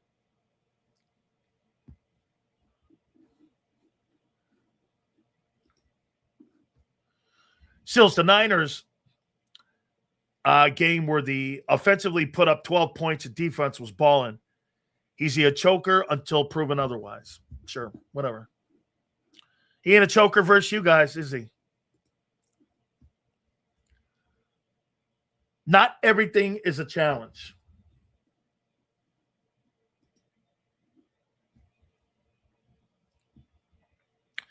Dak had plenty of great defenses. Y'all let that one bad defense get over y'all head. I think the one game that I will always count against Dak was the Green Bay game. They should have won that game. And they got destroyed in that game. I'm excited to see Lemon on the field finally. A lot of love in his corner from Ahmad Ra. I think despite the early struggles due to missed time, he has a solid year. Not a bad take.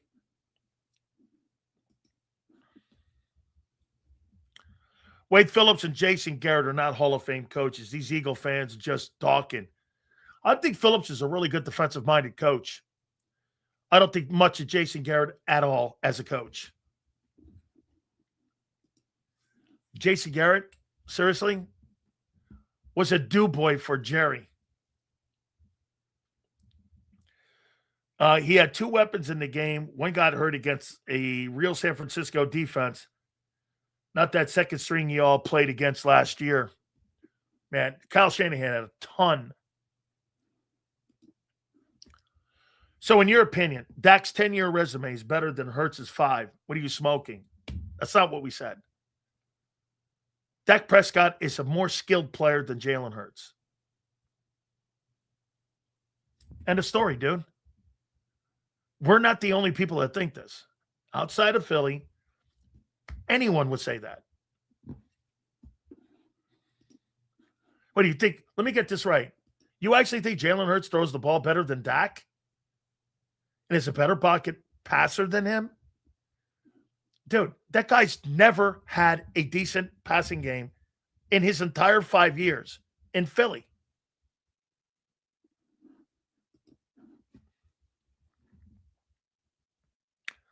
Sills, you think the Colts can get that spark back with Danny Dimes? I do. They were 6-1 or 6-2 when that guy got injured. I do. I think every Cowboy in the division looks better than Hurts, to be honest. I'm not going with Dart, dude. I'll give you Jaden Daniels and Dak as pocket passers. And to Jaden Daniels' convo, you got to do it again, dude. I mean, you got to stay healthy. You got to protect yourself. Jackson Dart cannot protect himself. Okay? That's my opinion? Okay. I think Murray or Lawrence throws a better ball than Jalen. So what? That's what we're talking about here. And by the way, like again, Jalen's, dude, he's on a better football team. Good for him.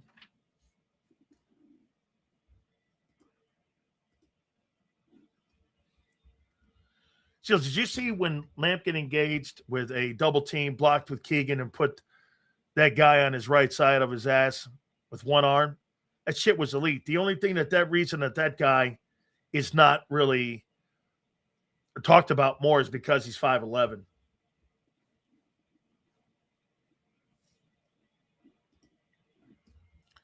No one said he's a better passer than Dak. Quarterback isn't just passing. Hurts is better winner, better at winning, performing.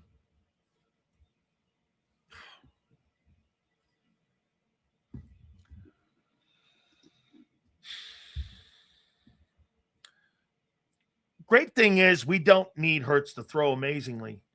You know what's crazy? Bills do. Kansas City does. Rams do. Who else? Seahawks do. Bears do. Every single team in the NFL needs their quarterback to play at a high level. Your guy doesn't have to. He can go 0 for 8 in the fourth quarter. That's the importance of having a really good football team. Your guy doesn't have to be great all the time, and he's not. He's not great every game. Those are facts. Hurts doesn't do anything better at quarterback than Dak. Not pre-snap, not multi-reads, not throwing on the run, nothing. No. But I will say this about Dak. Dak does press. Dude, that game against Green Bay will haunt him. Seals, if Dak was on the Eagles, he would have more Super Bowls than Hurts have right now. He's a better quarterback. You know what they wouldn't do for Dak? Dak would not be throwing the ball as much, though. If you got a run game and you got Saquon Barkley, I don't want Dak to throw the ball 40 times. The only time I want Dak to throw the ball 40 times is if I need it. You see, when the Eagles need Hurts to throw the ball 40 times, it's a train wreck.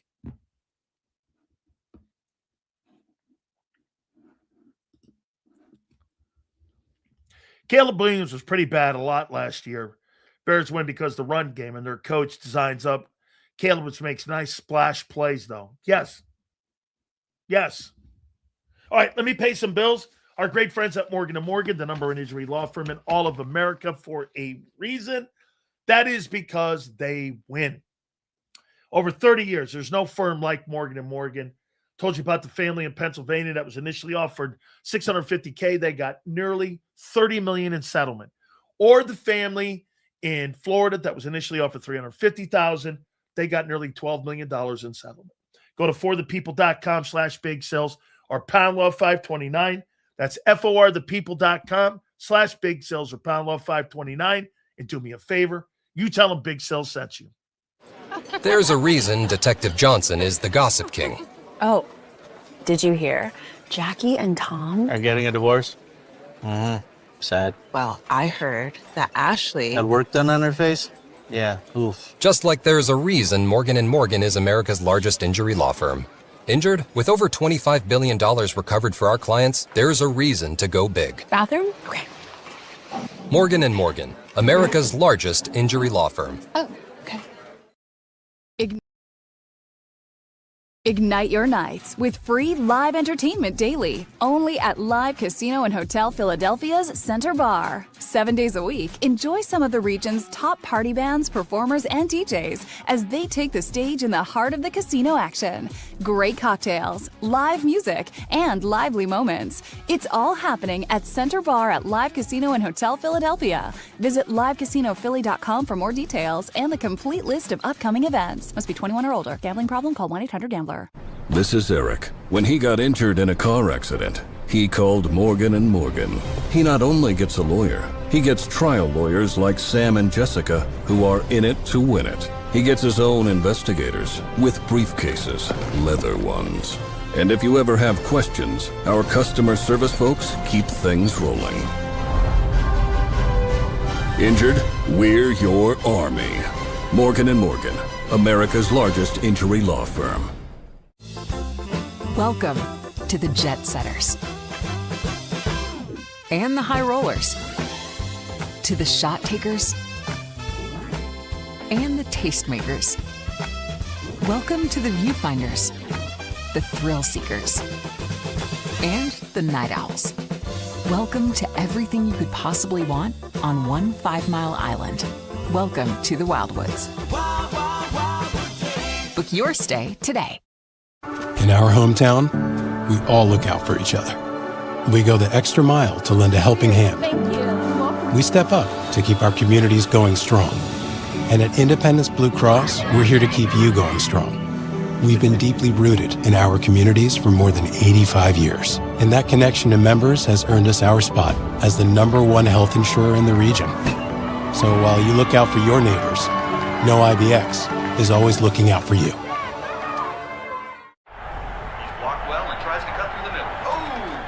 Your gut says Miami is going to win, and you should take the over.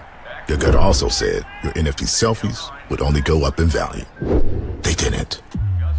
But your head is on Sports Grid and knows the QB is in concussion protocol. The backup has a 45 QBR against the zone coverage. The New York D has the most sacks in the league. So yeah, trust your head. It's smarter to be on Sports Grid. EAGLES.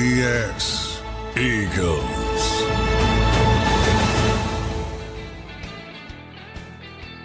This comment is really interesting from Makai Lemon.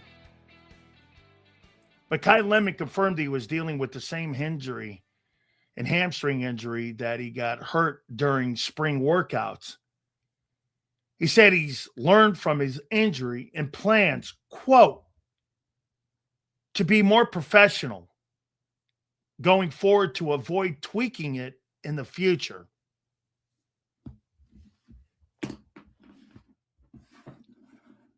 To me, sounds like a kid that wasn't forthright in his injuries and telling them exactly what was wrong with him. Now,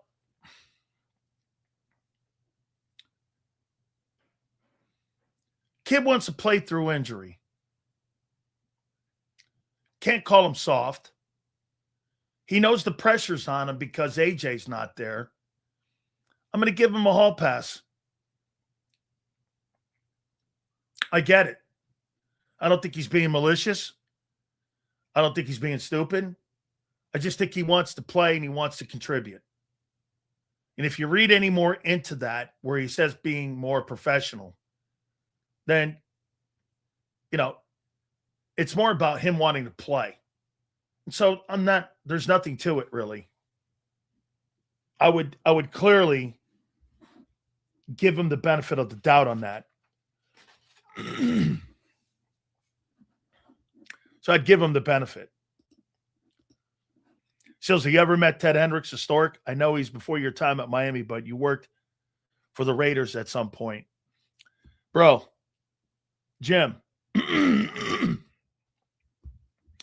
So when I went to Miami, there was one guy who I identified with and Jimmy thought I would identify with, and it would be Ted Hendricks. He used to show up every day at practice, and Jimmy would walk over. And unfortunately, Ted had a few. And he would come over, and Jimmy would go, "Your guy's drunk." He'd show up in his baby blue 1963 split-windowed coupe Corvette. And he lived in the Keys, but he had a place also in Miami. So I'd walk over, and he had vodka all over him. And I said, "Ted, you can't come out here, man, like this. These guys are not, they don't want you to." "What? They don't want me here?" No, that's not what they said. Not like this. I had to go in and shower a couple times, drive him home. I had to get out of practice, drive him home.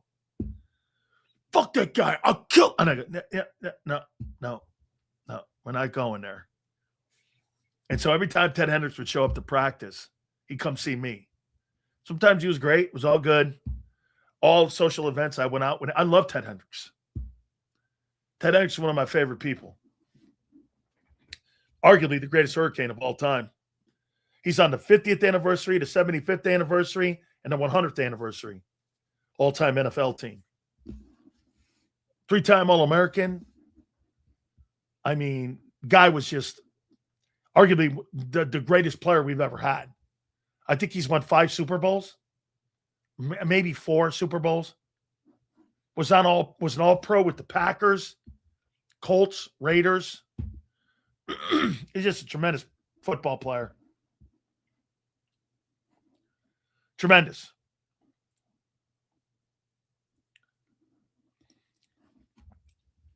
When did you learn that, Sills? That getting rest, stretching properly, and not slamming brewskis before game day was the way to go? Or did you just bulldoze through that BS? Dude, I wish I never learned it. Now, I didn't drink beer, believe it or not, in college like that. I did not. I didn't really ever drink when I was in college. You know, socially, sometimes I'd go out, we'd have a few, and then we get hammered and whatever, but nothing crazy. But if I would have rested more, I'd have been bigger. I would have been stronger. And if I stretched more, I just didn't do enough of it. And I didn't learn it really until I was later in my career and then later in my life. I wish I had learned it because that'd have been bigger. Man, I felt you had to work out 7 days a week. You had to run 7 days a week. You had to do everything. You had to overindulge everything. You had to go crazy. I had Tony Mandritz on my show this past weekend.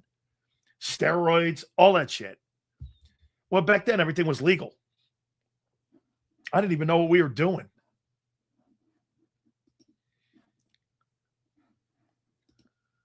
Dan Marino over Troy Aikman if they had the same team at the time. Yeah.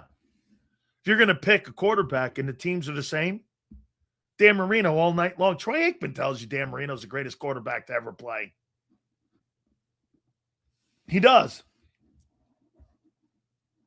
He'll tell, dude, many quarterbacks tell you that. Peyton Manning tells you that Marino's the best quarterback to ever play. Coach JB said stretching is pointless. As you get older, dude, you don't recover like you used to. Like, here's the difference, Eagle. When you twist an ankle, when you're 21 years old, you're back in 4 days. You twist an ankle when you're 32, you're back in 2 weeks. That shit's real. Your recovery time is slowed because your metabolism's slower.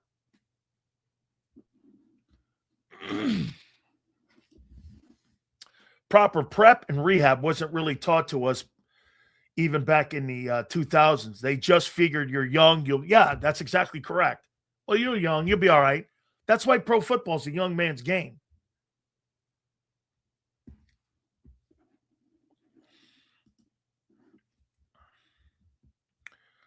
Hey, Dan, you all see my super earlier? Sorry it was away from phone. It was the end of you and Zander's. I'm sure we got it. I'm sure we did. Thank you, David. Seals, per Davis and Garrett, the Eagles have signed DB Jalen Mahoney and running back Jordan Mims today per NFL transactions and wires. They need bodies for this weekend. That's all that is. It's bodies for this weekend.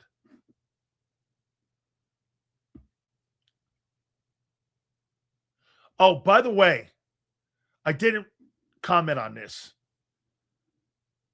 Jaquindon Jackson. Glad to hear everything's going well. That shit's scary. And that shit's real.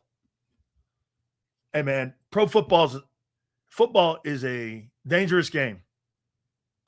I've been on the field for numerous serious injuries. I told you before, I'm on the football field with Gerald Riggs. He was a running back in the day for the Atlanta Falcons. We're playing in a preseason game, and it's at Old Fulton County Stadium down in Atlanta. And we're playing in 3 inches of mud. And here's this guy who led the NFL in rushing. I don't know, 2 years earlier. Gerald Riggs was a hell of a player. He come running through the line of scrimmage. All you hear is screams. And it's pouring. And, dude, we're in Atlanta. Like the second preseason game of the year. It's torrential downpour. And this guy's on the ground screaming. I turned and looked, and it was like this.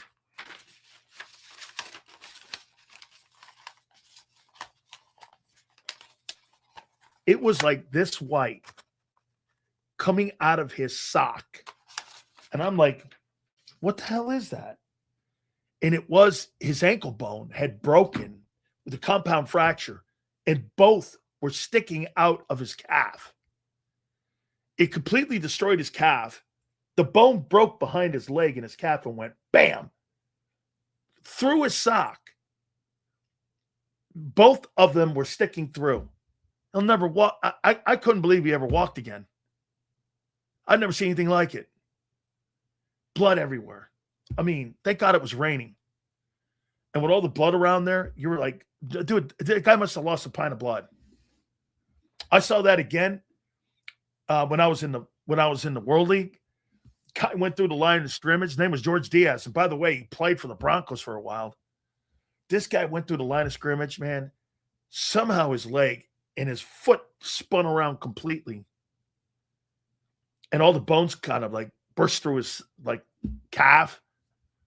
I saw another quarterback. I saw a compound fracture in his forearm. Man.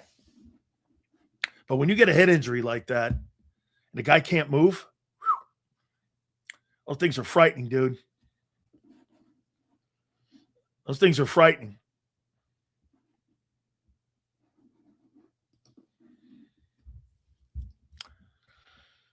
Sills, what about Hassan Reddick? Do you think Howie would? Why? You don't need him. Riggs played 3 years in Washington at the end of his career, scored 6 TDs in 91 on the Super Bowl team. Man, I love Gerald Riggs. Just a tough. I think he led the NFL in rushing when he was in Atlanta. And if he doesn't get hurt, he was just another one of those really great backs. Gerald Riggs, man, could he play ball, man? He was a tough mother.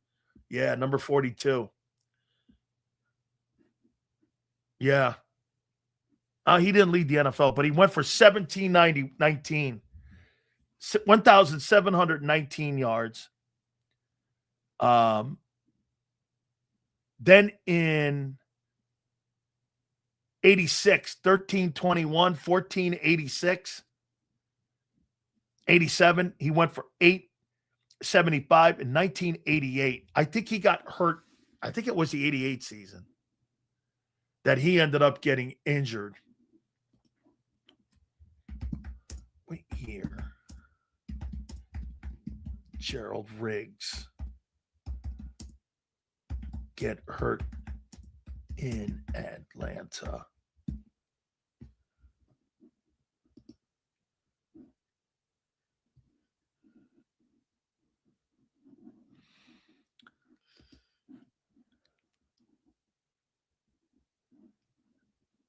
I forget, man. He was so good.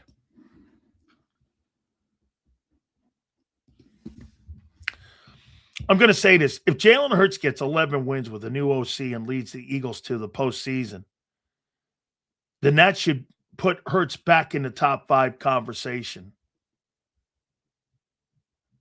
Depends how it looks.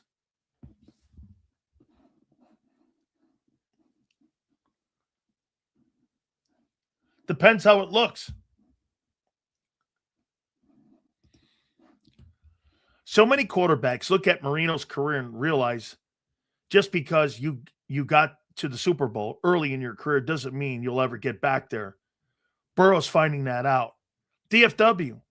The problem with Dan Marino was Don Shula. They never built a run game for him. And their defense was suspect. It was Marino throwing the ball and chucking the ball. That was the entire Dolphins football team. I know. I was there watching it. They never had a run game. I think Dan Marino had one 1,000-yard rusher in his entire 17 years. 1,000-yard rusher. And the entire time he played in Miami. I don't think he ever, outside of Kareem Abdul-Jabbar, who played actually also at UCLA, ever had a 1,000-yard rusher.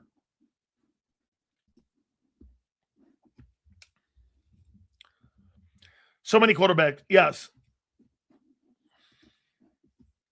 It doesn't matter if Hurts wins 11 games with the new OC.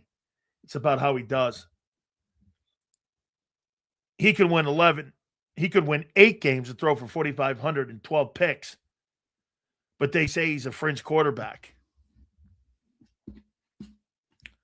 He is a fringe quarterback. Skill-wise, David, nothing's going to change. No new offense, no new scheme. You're not changing what that horse is. He's who he is. I love how people think, well, because they're adding a new offense, Hurts is going to be a different player. No, he's not. He's not going to be a different player. So what's your thoughts on Daquan Wright, the guy that's leaving the Browns training camp to go play at LSU? About time somebody challenged that rule. Why can't you go back if you have eligibility? What's the rule? Is there some sort of code? Well, codes don't hold up in court. I've always wondered, if you had eligibility left, why not go try to get it? Well, it's bad for the game. Well, I keep telling people the same thing Trump told people when he was running for election on the tax code. If you want him to pay taxes, change the tax code. Don't hate the player, hate the game. If you don't like the rule, put a rule in place. Change the tax code. Well, this guy's dude, change it. Change the rule. Make it a law. You don't like it? Kid can't go back. Okay, make a rule. You don't see the SEC shutting that shit down, do you? SEC and LSU could shut that shit down. They didn't. You know why? Because they know when they get to court, they'll win that. They'll win that.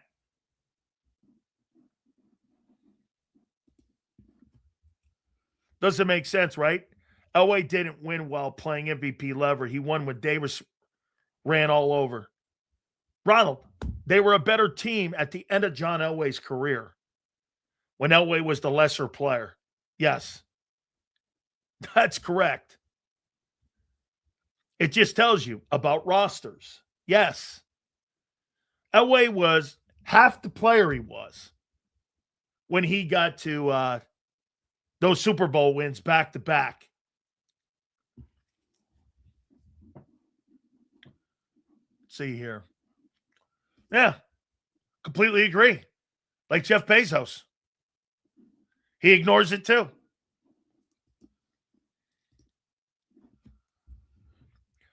Don't sound like a winning season for the Eagles already crying. We'll see.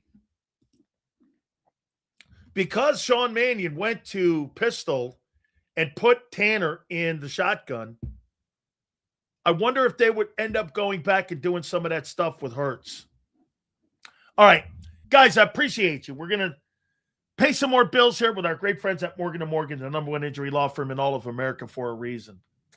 Folks, I tell you this, they started this company over 30 years ago, Ultima and John Morgan, because John's brother got injured on the job, and it's been a quest for them to go out, and it's been a crusade to defend families across this great country. If you've ever been injured, there is no firm like it in the world, Morgan & Morgan. Go to forthepeople.com/Big Sills or Pound Law 529. That's FORthepeople.com/Big Sills or Pound Law 529, and do me a favor. You tell them Big Sill sent you. Yeah! There's a reason the Karate Master was the #1 salesman in the lumber department.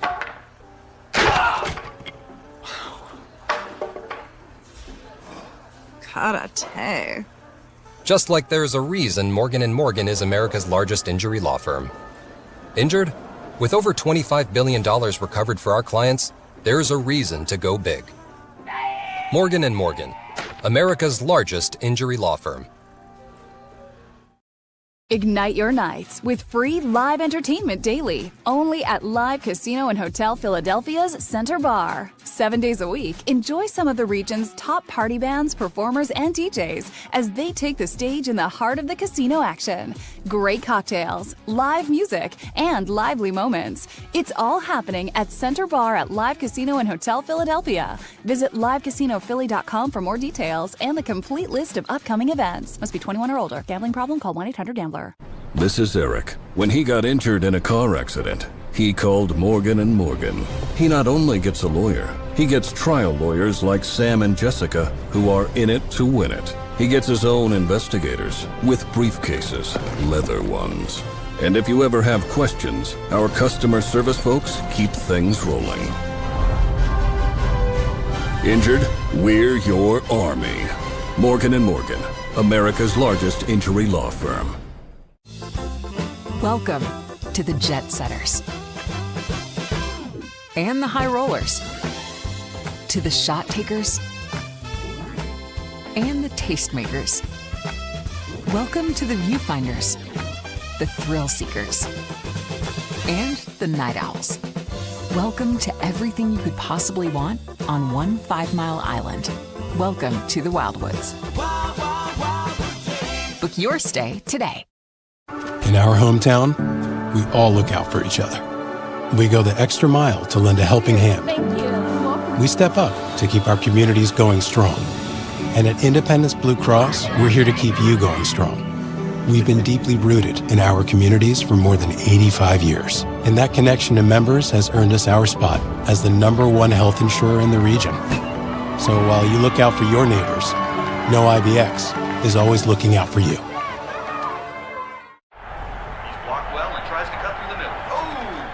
Your gut says Miami is going to win, and you should take the over. Your gut also said your NFT selfies would only go up in value. They didn't. But your head is on Sports Grid and knows the QB is in concussion protocol. The backup has a 45 QBR against the zone coverage. The New York D has the most sacks in the league. So yeah, trust your head. It's smarter to be on Sports Grid. EAGLES. Eagles.